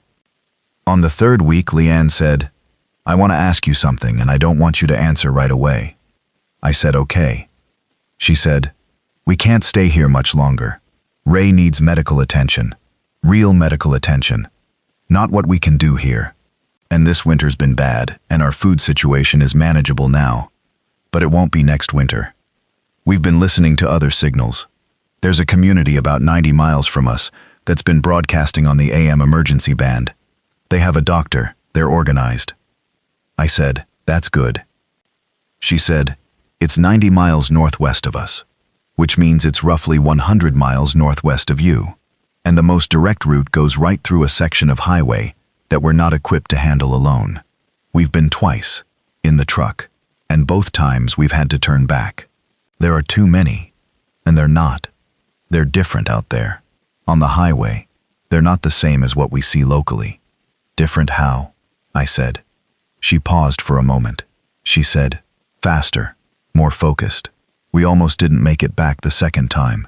Daniel says one of them paced the truck at 40 miles an hour for almost a mile before we pulled ahead. I sat with that. 40 miles an hour. The ones I'd seen near the tower had never exceeded a moderate walking pace. Even in summer when they were most active, they weren't running. Are you sure about the speed? I said. Daniel's sure, she said. He was looking out the back window, and it was daylight, clear road. He's sure. I said, okay. She said, I'm going to ask you what I said I was going to ask. Is there any way you'd be willing to meet us? Come north. Help us navigate the highway section. You have a truck. You know how to read terrain from a maintenance background. 2 vehicles on that stretch would make the difference. I said, don't answer right away, you said. She said, I know. I said, I'll think about it. I spent 2 weeks thinking about it. Here's what I knew. I'd been on the tower for 18 months. The platform was solid. My supplies were adequate for another 6 months at minimum, more if the second garden season was productive. I had water, power, shelter, security. I was healthy. I was alive. Here's what else I knew. Ray Marsh needed medical attention that a farmhouse and a radio couldn't provide. Petra was 11 and learning algebra from a textbook because there was nothing else to do. Leanne's voice over the radio was the voice of someone who had been holding a very heavy thing for a very long time and was deciding whether to ask for help with it. The community 90 miles northwest. A doctor, organized people. The kind of thing that, if it worked, was the start of something more than individual survival. I thought about what I'd said about the tower on the first night in the platform. The thing I'd written on the east wall. This stays standing. I'd meant it about the structure, but I'd been living it as something bigger than that. This stays standing. My arrangement, my system, my managed, controlled, vertical distance from everything that could hurt me. Distance from everything, including other people. I'd been telling myself the distance was strategy. Sensible, rational, and it was. But I'd been up there long enough to know it was also comfortable. Alone is predictable. Nobody disappoints you. Nobody makes decisions you disagree with. Nobody dies on you. I got on the radio on a Tuesday night, and I said, Leanne. She said, I'm here. I said, I'll come. She didn't respond immediately. When she did, her voice had a quality I couldn't quite identify. Not joy exactly. Something more complicated. She said, okay, let's figure out how. The planning took 2 weeks. I went over the maps. The route from my tower to Leanne's farmhouse was about 60 miles northeast, on small roads that I had limited intelligence on. I'd never driven that direction. It wasn't on any of my usual work routes. Leanne knew those roads from her 2 failed attempts on the highway. She described what she'd seen, and I drew it on the map, and we figured out a route that avoided the major highway sections as much as possible. The highway was the problem she'd described, the section where they'd encountered the faster ones. We routed around it, added about 15 miles to the trip, but on smaller roads where we could control our speed and visibility better. I prepared the truck. I'd been maintaining it all along, running the engine twice a week, checking the oil and coolant, rotating the tires in place. The truck was in reasonable shape for a vehicle that had been stationary for 18 months. The fuel situation was the critical thing. The tank was at about 3/4 when I'd last run it, which at highway speeds would give me roughly 280 miles of range. The 60-mile trip to Leanne's plus whatever we needed for the next leg. That was tighter than I liked. I had a 20-gallon auxiliary fuel can I'd found at the farm supply store and filled early on. That was 280 miles of truck, plus an additional 60 miles. Call it 300 miles of total range. The trip to Leanne, then the 90-mile leg northwest to the community. 150 miles round trip from the tower, if I was counting on coming back. Or one way if I wasn't. I didn't know which it was going to be. I spent 3 days making the platform more secure against my absence. I wasn't giving it up. I wasn't ready to make that decision. But if I was going to be gone for a week or more, it needed to be stable without me. I topped up the water tank. I checked all the guy wire tensions. I bolted extra locking mechanisms on the hatch from the outside that could be released from below but not from above, which would secure it against anyone who found the tower and tried to climb in while I was gone. I couldn't lock it against someone already up there. But there was no one up there. I prepared a go bag, tools, the essentials, cutting torch cylinder, not the full kit, and basic hand tools, first aid kit, a few days of dense food, radio equipment, the maps. The truck had the welder and the full toolboxes, my work harness, everything I might need to get Leanne's family and the truck through terrain I couldn't predict. On my last night on the platform before leaving, I broadcast on the frequency I'd been using for 18 months. I said, I'm leaving tomorrow, probably for a while. If anyone's been listening to these broadcasts, thank you for the company. The tower off Route 9 is secure, platform solid, water in the tank, seeds in the containers, spare food in the storage shelf. If you need it, it's there. I gave the access code for the equipment yard gate. I'll be back eventually, or I won't, but the tower stays standing. I sat there for a while after signing off. The platform around me, the wind outside, the steel wall I'd welded to the cord members on day 3 of the build, the paint marker calendar with 600-some X's on it, the list of everything I'd heard on the radio, everything I'd seen, every name, every location, the little tomato containers, empty and waiting for spring. I climbed down at 4 a.m., locked the hatch, climbed back down to the ground, got in the truck, sat there for about 5 minutes with the engine idling. Then I drove out through the equipment yard gate and pulled it closed behind me and drove down the access road in the dark. The first hour of driving was strange. Not dangerous. The access road to Route 9 was clear, and Route 9 heading east and then north was mostly open. The abandoned vehicles spread thin enough to navigate around without stopping. But my body didn't quite believe it was happening. I'd been on the tower for 18 months. The sensation of the ground moving under the truck, the low angle of everything, things right there at eye level instead of 160 feet below me. It was disorienting in a way I hadn't expected. I kept having to consciously remind myself that the horizon was the actual horizon and not something I was looking down at. The infected were out, not in numbers near the tower. The area had been quiet for months. But as I got north of the Route 9 junction and started taking smaller roads toward Leanne's, I was moving through new territory, and the situation was different. The ones I saw on the small roads looked the same as always. Slow, tracking sound, no coordination. I drove around them.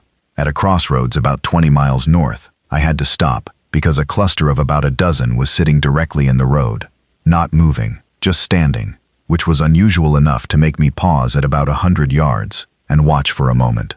They were facing in various directions. A few were moving in small, tight circles. None were doing the tracking behavior that means something has drawn their attention. Whatever had brought them to this particular crossroads, the stimulus was gone, and they hadn't reset. I found a way around them through a farm field, drove through the muddy field at idle speed with the windows up, watching the cluster in the distance to see if the engine drew them. 2 or 3 turned toward me, turned, didn't move. I kept going. The farms out here were different from the ones near the tower. This was older agricultural land, bigger properties, the kind of farms that had been in families for generations. Some had survived in intact state, the buildings still up, a few fences still standing. Others had burned, and those black and collapsed structures were the most unsettling sights I'd seen in months. Not because of what they meant in the abstract, but because a burned farmhouse meant someone had been there and something had gone wrong. About 40 miles north, I came around a long curve and had to stop hard. Across the road, about 50 yards ahead, there was a vehicle. A pickup truck, not unlike mine, sitting crossways in the road. But this time, it wasn't a deliberate roadblock. It had rolled. There were skid marks. The truck was on its side, the cab facing my direction. And around it, there were about 8 infected, and they were doing something I'd never seen before. They were working at the truck, not randomly. Two of them had their hands on the truck's side door, the upper door, now facing skyward since the truck was on its side, and they were pulling at it, not efficiently, not with any understanding of how a door handle works. But they were at the handle, repeatedly touching it, and the movement wasn't random bumping. It was focused on that specific part of the truck. The door had a noise, a faint, repetitive sound. I could barely hear it with my windows up, only when the wind paused. It was a phone alarm. Something inside the cab was making an intermittent alarm sound. The infected were drawn to it, and they were pushing at the source of the sound. This was different from the February gate behavior I'd watched. That could still be explained by random contact with a barrier. This, two of them specifically working the door handle repeatedly. I sat in my truck 50 yards back and I watched it for 15 minutes. I want to be very precise about what I'm saying. I don't think they understood what a door handle was. I don't think they were trying to open the door in any cognitive sense. But there was a specific sound inside that truck, and they were trying to reach it.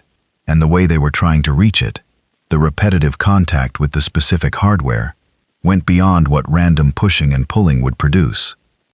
Were they changing? Were they learning something, even in the minimal behavioral sense, like a very simple organism learns to reach toward food? Were they developing some functional version of trial and error? I didn't know. I still don't. But I drove around that truck, wide, through the ditch on the left, and I watched them in my rearview mirror the same way I watched everything these days. Cataloging. The driver of that rolled truck was still inside. I could see a hand visible through the cab's windshield. I couldn't tell if it was dead or infected. I drove on. Leanne's farmhouse was a white two-story structure, set back from the road at the end of a long gravel drive. She'd told me to look for the red metal roof and the windmill at the corner of the barn.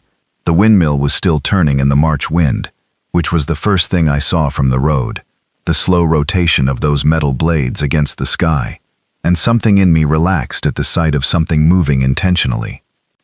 I'd radioed ahead when I was 30 minutes out. She said they'd be watching. I turned into the drive, and at the top of the rise before the house, I stopped the truck and looked at the property. Good setup. The house was naturally elevated on a slight rise, the barn to the north providing a windbreak and additional enclosure. The property was fenced on 3 sides with old farm fencing, not tall enough to stop anything determined, but enough to slow and channel.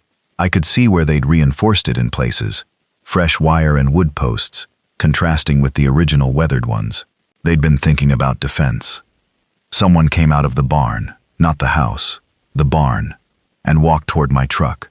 A woman, mid-30s, wearing work clothes and boots, short brown hair, moving the way people move when they've been doing hard physical work for a long time. She had a shotgun slung over her shoulder. She stopped about 20 feet from my driver's door. She said, "Garrett." I said, "Leanne." She looked at me for a moment, checking. The way you check someone you've only ever heard on the radio, making sure the voice and the person match. She said, "Come inside."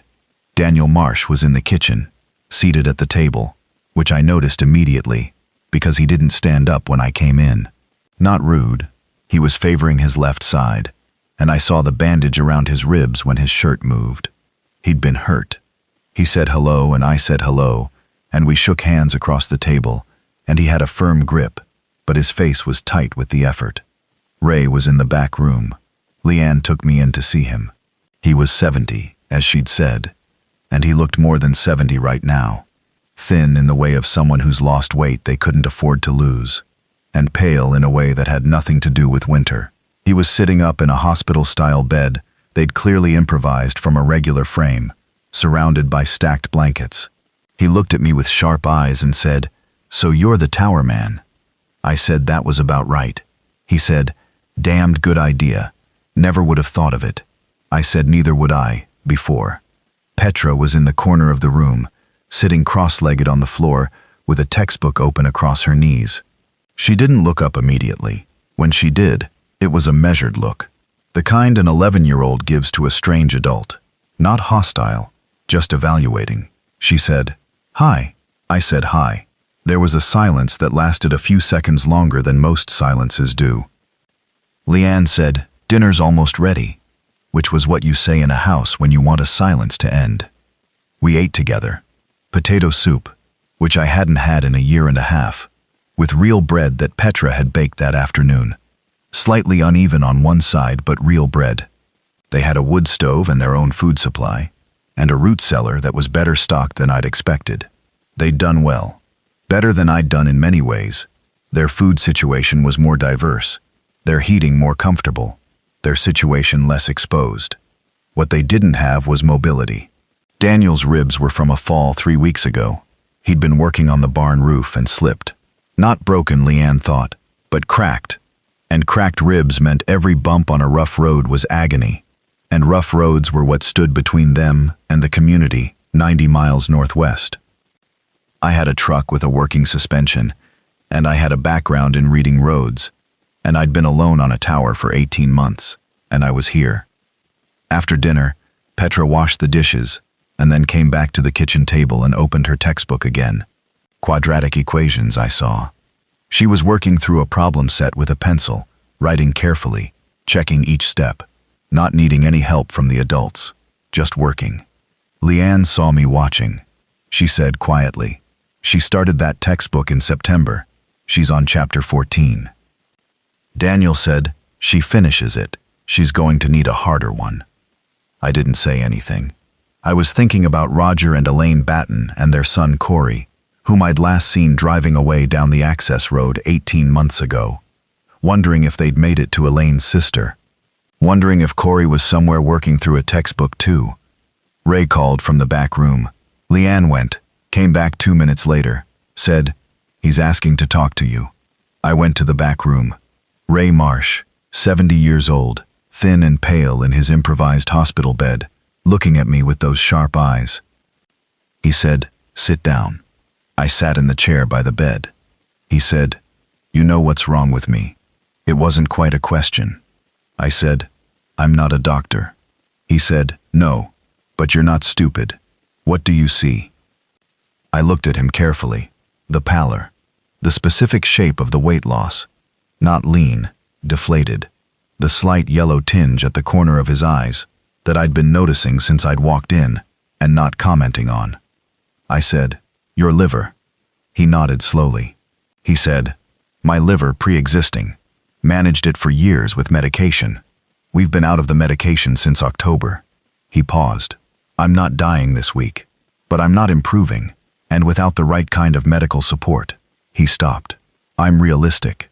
I said, "The community Northwest has a doctor." He said, "That's what Leanne says." He looked at me steadily. "I need you to understand something. The decision to try for that community is the right decision for my family, regardless of what happens to me. I'm going because Petra and Daniel and Leanne need to be somewhere with more than 4 people. But if I don't make it to the other end, that doesn't change the rightness of the decision." I said, "I understand." He said, "Good." He leaned back. "Now tell me about the tower. I want to hear about the tower." So I told him about the tower. All of it, or the version of all of it that fit in 45 minutes. He listened without interrupting, just these occasional small nods, and at the end he said, "You know what your father taught you?" I said, "What's that?" He said, "How to argue with gravity," and closed his eyes. We left the next morning. The plan was both vehicles, my truck and the Marsh family's SUV, which was older but running. Leanne would drive the SUV with Ray and Petra. I'd drive the truck in front, reading the road, dealing with obstacles. Daniel would ride with me because his ribs made every bump in the SUV intolerable, and the truck's heavier suspension absorbed more shock. Leanne and I had gone over the route the previous evening, marking it on the maps, agreeing on turn points, identifying 3 fallback locations if we had to stop. The first 20 miles were smooth, quiet. The small roads we were on were clear of vehicles, rural enough that there'd been no highway traffic to abandon here, and the infected we saw were sparse and easily avoided. Daniel sat with his good side against the door, his left arm braced against his ribs, and we didn't talk much. He was focused on not showing how much pain he was in, which was taking all his concentration. About mile 22, Leanne's radio crackled. She said, "Over the radio, we have a problem behind us." I looked in my mirror. 3 vehicles following us, maybe a quarter-mile back. Not infected. Vehicles. 2 pickups and what looked like an SUV, moving at our pace. I said, "How long?" She said, "I noticed them about 5 miles back, but I thought I was being paranoid." "Not paranoid," I said. Daniel had straightened in his seat. "Ribs or no ribs?" He said, "Who are they?" I said, "I don't know. Let's not find out the hard way." I increased speed to 50 miles per hour. In my mirror, the 3 vehicles increased speed to match. Followed us through a left turn. Followed through a right turn. These were not coincidentally headed the same direction. I said, "Leanne, if I tell you to go, you go. And don't wait for me. You know the rest of the route." She said, "Garrett." I said, "I mean it. The route is marked. You know the fallback points. If something happens to me, you go." She didn't answer that. About a mile ahead, there was a bridge crossing a creek. Narrow, 1 lane. The kind of small road crossing that a wide truck could block completely. I pulled over about 200 yards before the bridge and stopped, and I got out of the truck. Daniel started to get out too. I said, "Stay in." He stayed in. I stood next to the truck and waited. The 3 vehicles slowed as they approached, and stopped about 50 yards from me. Doors opened.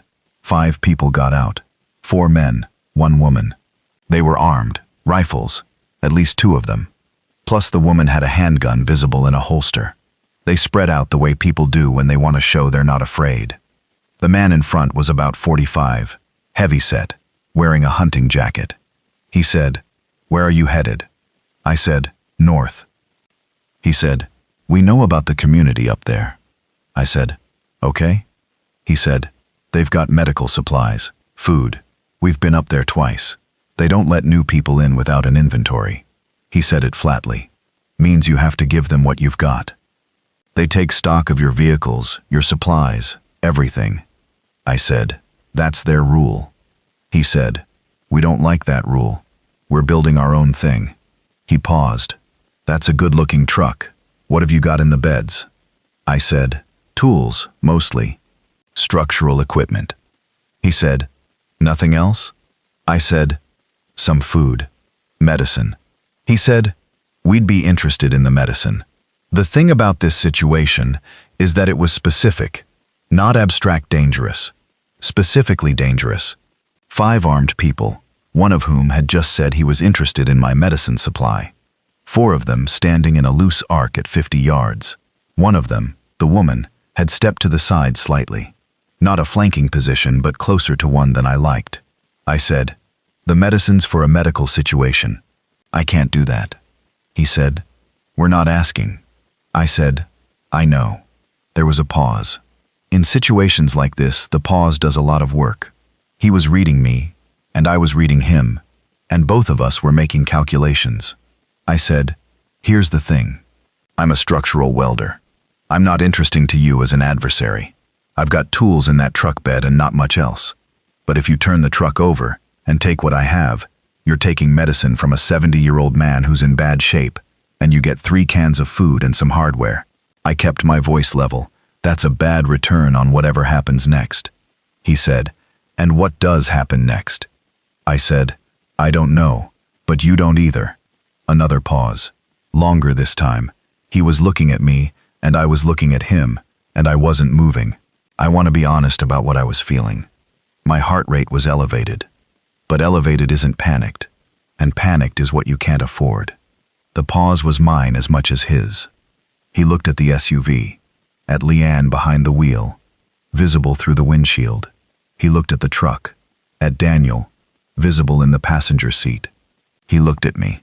He said, "You're really just moving a sick man." I said, "That's exactly what I'm doing." He stood there for another long moment. Then he said something to the others, too quiet for me to hear, and they walked back to their vehicles. He looked at me once more before he got in his truck. He didn't say anything. He just drove away, north, back the direction they'd come. I stood in the road until their vehicles were out of sight. Then I got back in the truck. Daniel exhaled slowly, carefully, his hand pressed against his ribs. He said, "How did you know that was going to work?" I said, I didn't. He said, "What would you have done if it hadn't?" I said, "I honestly don't know." I paused. But most people don't want a fight that costs them something. They want things to be easy, making them think the thing might cost them something. That's usually enough. He looked at me sideways. He said, "That's very calm for someone who was almost robbed at gunpoint." I said, "I've been living on a radio tower for 18 months. This is the most social interaction I've had in a year." He laughed, then winced badly because of his ribs, then laughed again anyway, quieter. The highway section came at mile 45. We'd routed around the worst of it, but even the smaller road that ran parallel to the main highway had an elevated infected population, and about 3 miles along this parallel road, I understood what Leanne had meant about them being different here. It happened fast. I was moving at about 35 miles per hour, watching the road, when one came out of the ditch on the right. Not from the trees, from the ditch right at the road edge, which meant it had been lying down or crouching, or doing something other than standing. And it wasn't moving the way they moved near my tower. It was running. Not sprinting, but fast walking that became a run, head down, directly at the side of the truck. I accelerated, and it glanced off the rear quarter panel. I felt the impact, and in my mirror, I saw it go down, and then get up almost immediately, still running. I said, on the radio, "Leanne, move." She moved. The SUV came up to my bumper. There were more of them on this stretch. 3 more in the next half mile, all moving faster than the ones I'd been seeing near the tower, all coming from the ditch, or the tree line, or the shoulder, with a directness that the slow ones near the tower didn't have. One of them tracked the truck at what I estimated was about 30 miles per hour, for maybe 30 seconds before we pulled ahead. In the rear view, I could see it still coming, not stopping, not losing interest the way the slow ones did. I drove at 55 miles per hour for the next 3 miles. The road was clear enough for that. At the end of the 3 miles, we came off the parallel road back onto a side road heading northwest, and the infected population thinned immediately. Slower again.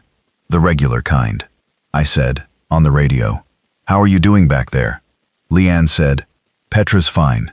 Dad's fine. I'm fine." A pause. That was different. I said, "Yeah," Daniel said quietly. "I've been thinking about that road since October. That's why we couldn't make this trip alone." I said, "You made it." He said, "We made it." There was a tag around the wrist of the one that had come off the passenger side during that stretch. I'd seen it in the mirror when it got up after going down. A tag, a plastic wristband, white, the kind you get in a hospital. I'd seen it clearly for maybe 1 second before we were past it. I thought about that tag for the next 10 miles. Someone had tagged an infected, like an animal study, like wildlife tracking. Someone was out there studying them. We reached the community at mile 87, with the sun low in the west.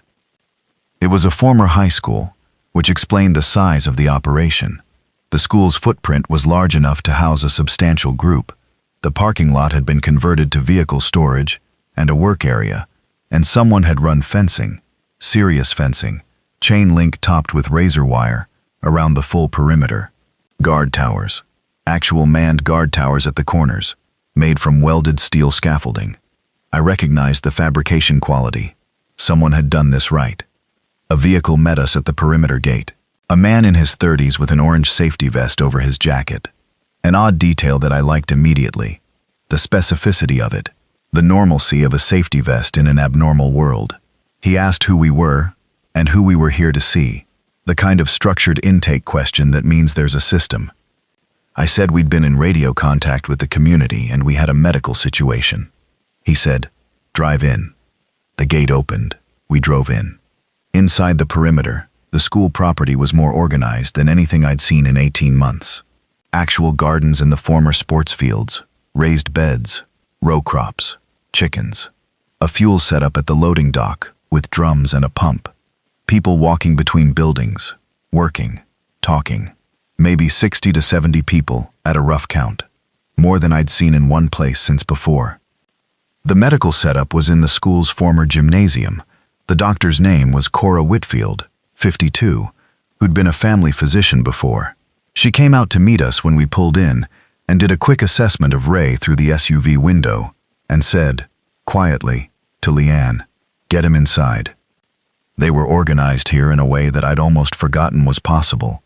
People knew what to do. Things moved without chaos. Petra got out of the SUV and stood in the parking lot and looked around at everything. The chickens, the gardens, the other people. She stood there for a long time just looking. I stood near my truck and watched the activity around me and tried to figure out what I was feeling. I hadn't expected to feel so much.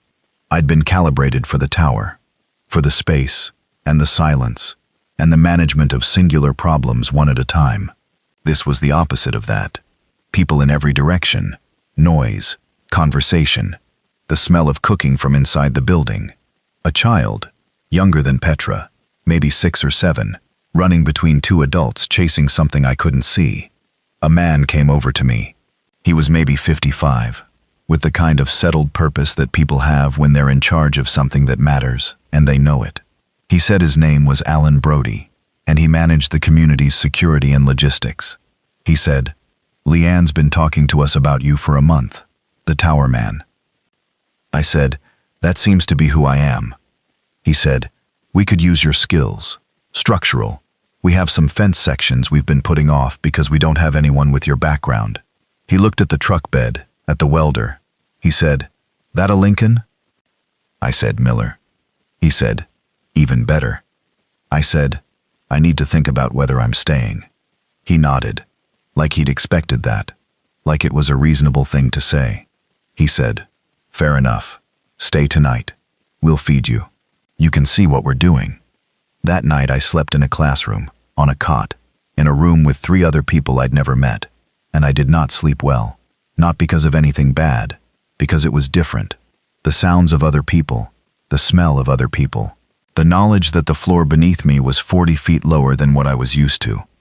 But also, and I want to be honest about this, because I was thinking about the tower, empty on the hilltop, hatch locked, calendar on the wall. This stays standing. The 600-some X's, the paint marker tomato growth notes, the radio equipment, warm white in the LED light at 9 p.m., voice carrying northeast. I thought about the platform as a place I'd built, a structure I'd made with my own hands to spec and under load, and it had held through 2 winters. I thought about my father saying a structure is always trying to fall down, and your job is to argue with it. The platform was still arguing, without me. I thought about the hospital tag on the infected on the highway. Someone was studying them. That information mattered, and I didn't know to whom or why, but it mattered. In the morning, I found Alan Brody in the loading dock area, and I said, "I want to talk about the fence sections." He said, "Good." I said, "But first, I want to tell you something about what I saw on the way here, the ones on the highway, the ones that run, and a tag I saw. A hospital tag." He went still. He said, "Show me on a map where you saw that." I said, "Northeast section, parallel highway road, mile 3 of the parallel section." He looked at me for a long moment. He said, "We know about the tags. There's a group. They call themselves researchers. We call them something else, operating out of what used to be a veterinary research facility about 40 miles east. We think they've been capturing infected and running some kind of program. We don't know what program." I said, "Could be behavioral research. Someone's trying to understand the changes." He said, "Or someone's trying to accelerate them." That sat between us. I said, "How are the fast ones distributed? Is it spreading outward from that area?" He said, "That's the question we've been losing sleep over." I told him about the gate testing behavior I'd observed at the tower, the door handle behavior at the rolled truck on the way here.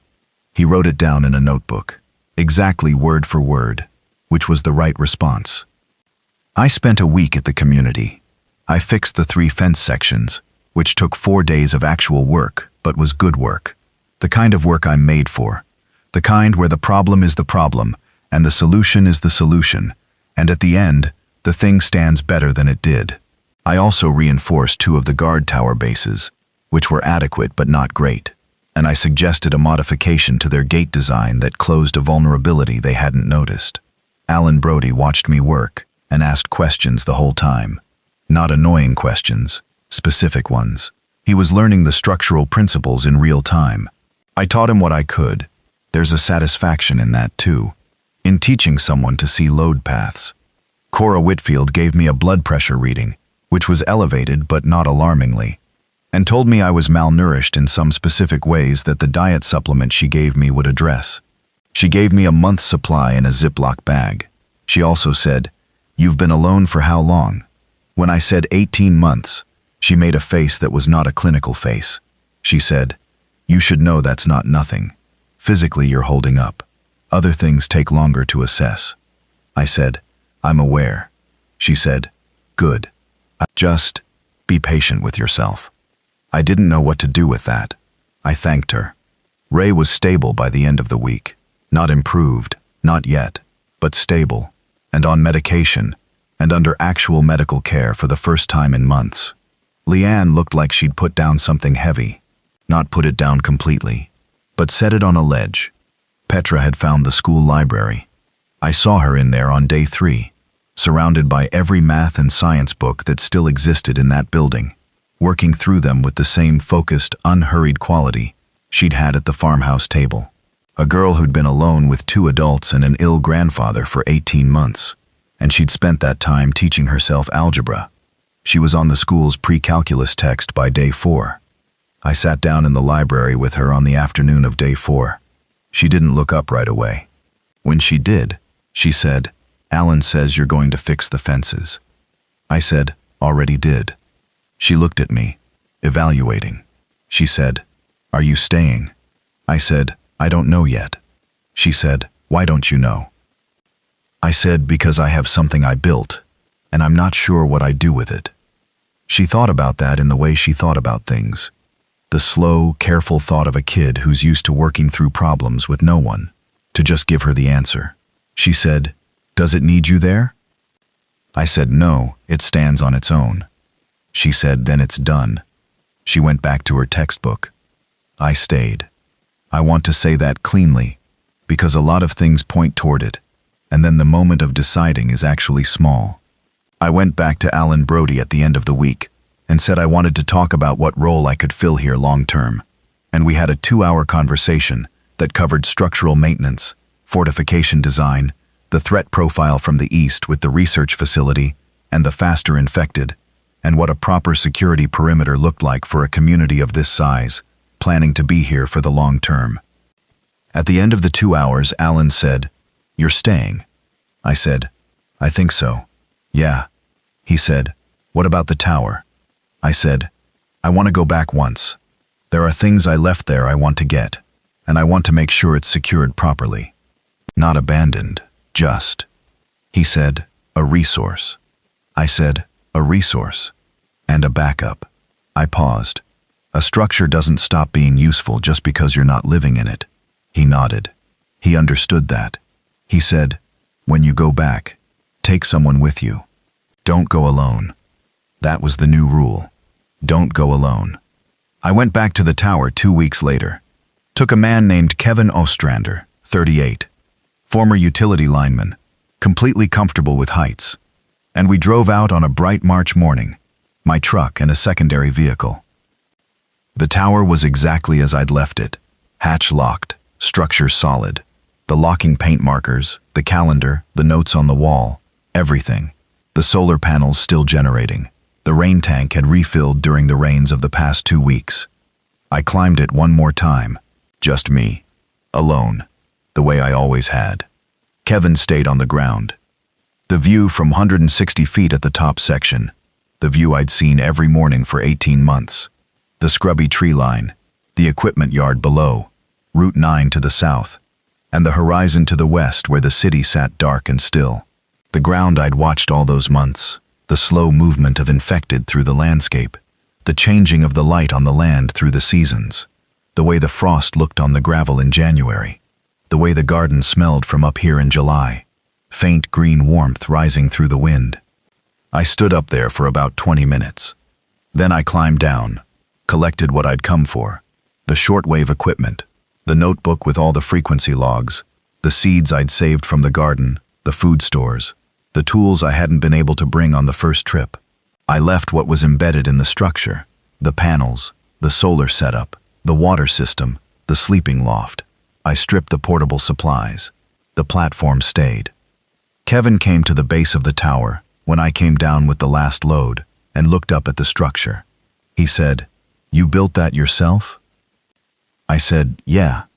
He walked around the base, looking up at the platform from different angles. He said, "Those welds look good." I said, "They are." He kept looking. He said, "Must have been lonely." I said, "Yeah, it was." He said, "Worth it?" I thought about that. The 600 X's on the calendar. The tomato that tasted like nothing else had ever tasted. The 9-minute burn of propane on a January night when the wind was coming from the northwest and the temperature was wrong. The voice on the radio in February. The dog in Palmerton that followed the truck to the edge of town. The tower standing in the morning light, doing what it was built to do. I said, "Yeah, I think so." We drove back to the community in the mid-afternoon.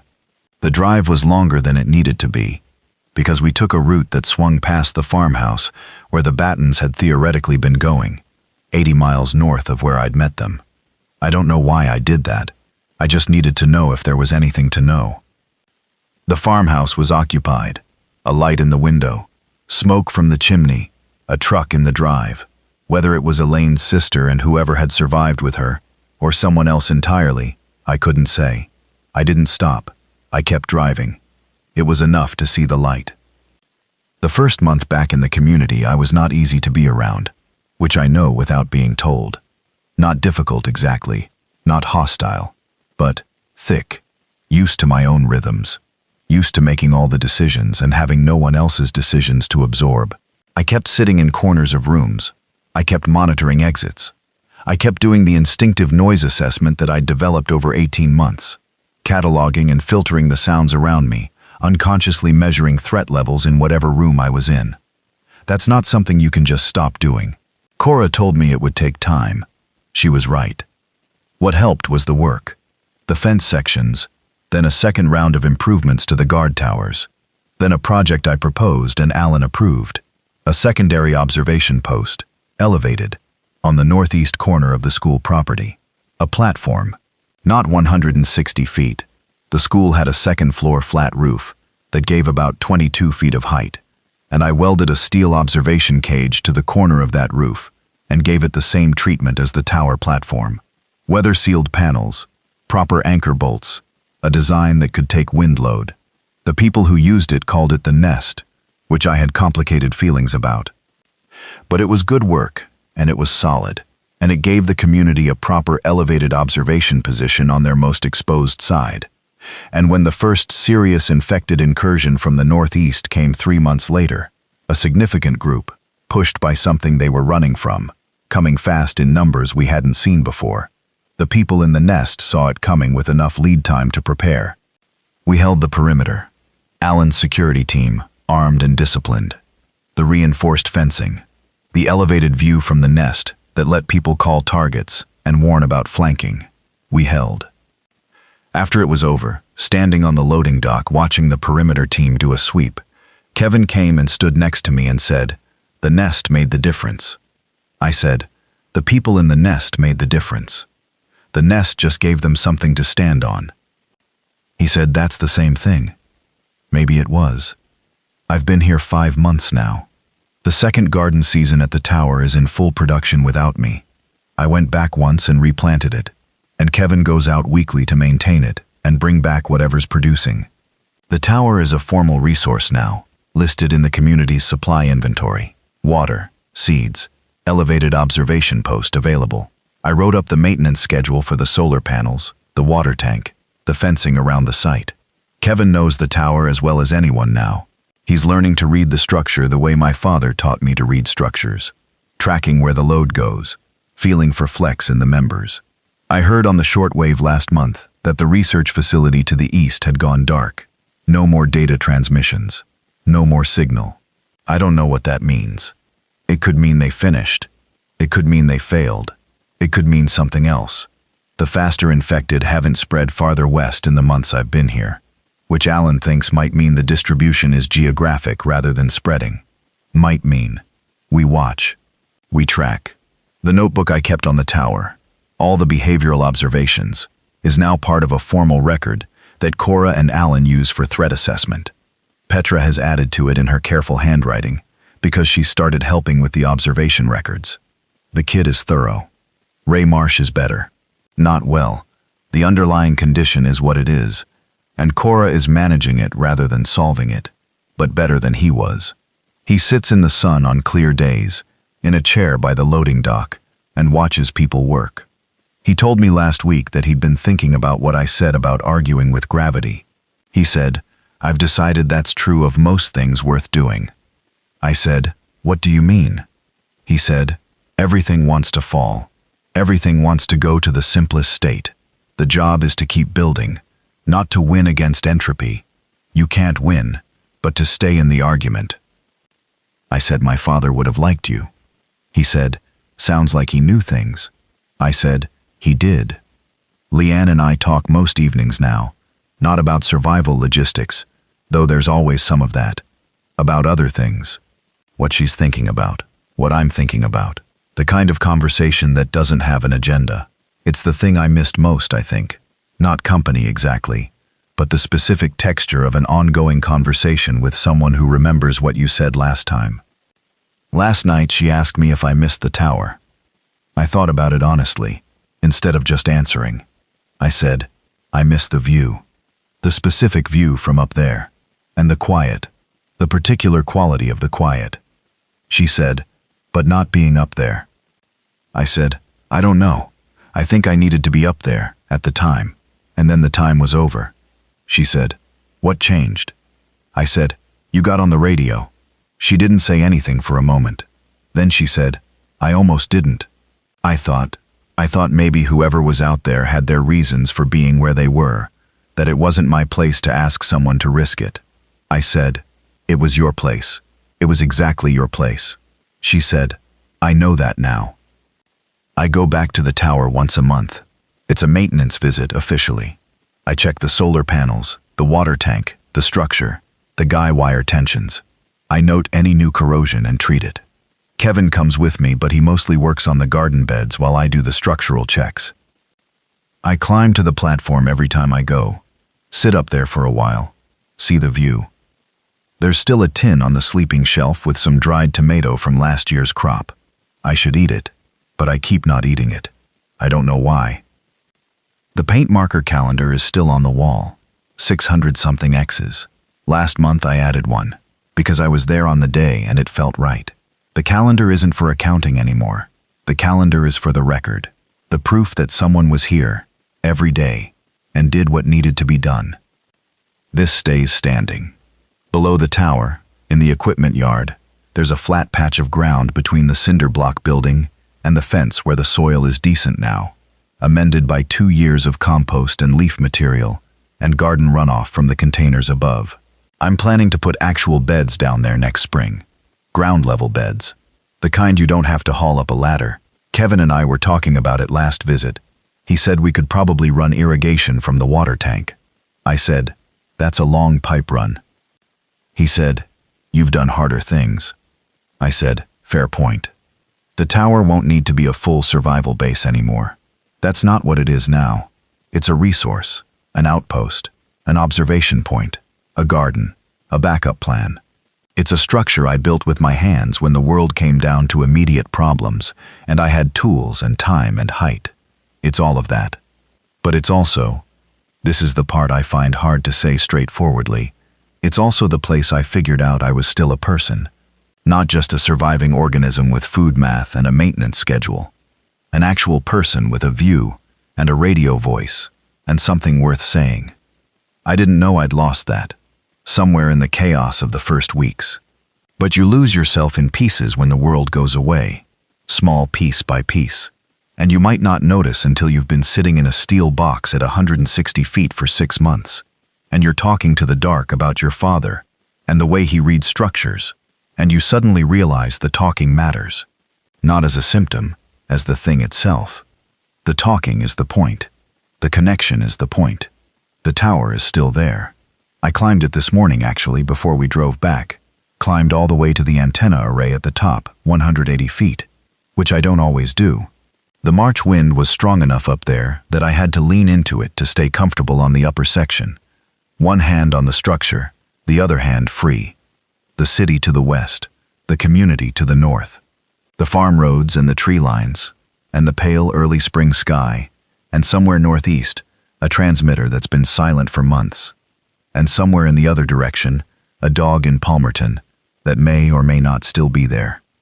The structure hummed in the wind. All the steel, all the tension, all the bolts and welds and anchor points arguing with the load as they were built to do. I stayed up there for 20 minutes. Then I climbed down and got in the truck. Kevin was already in the passenger seat, muddy to the knees from the garden beds. He said, "Ready?" I said, "Yeah." We drove back north. The tower stayed standing behind us, in the mirror, until the curve of the road took it out of sight. I didn't look back after that.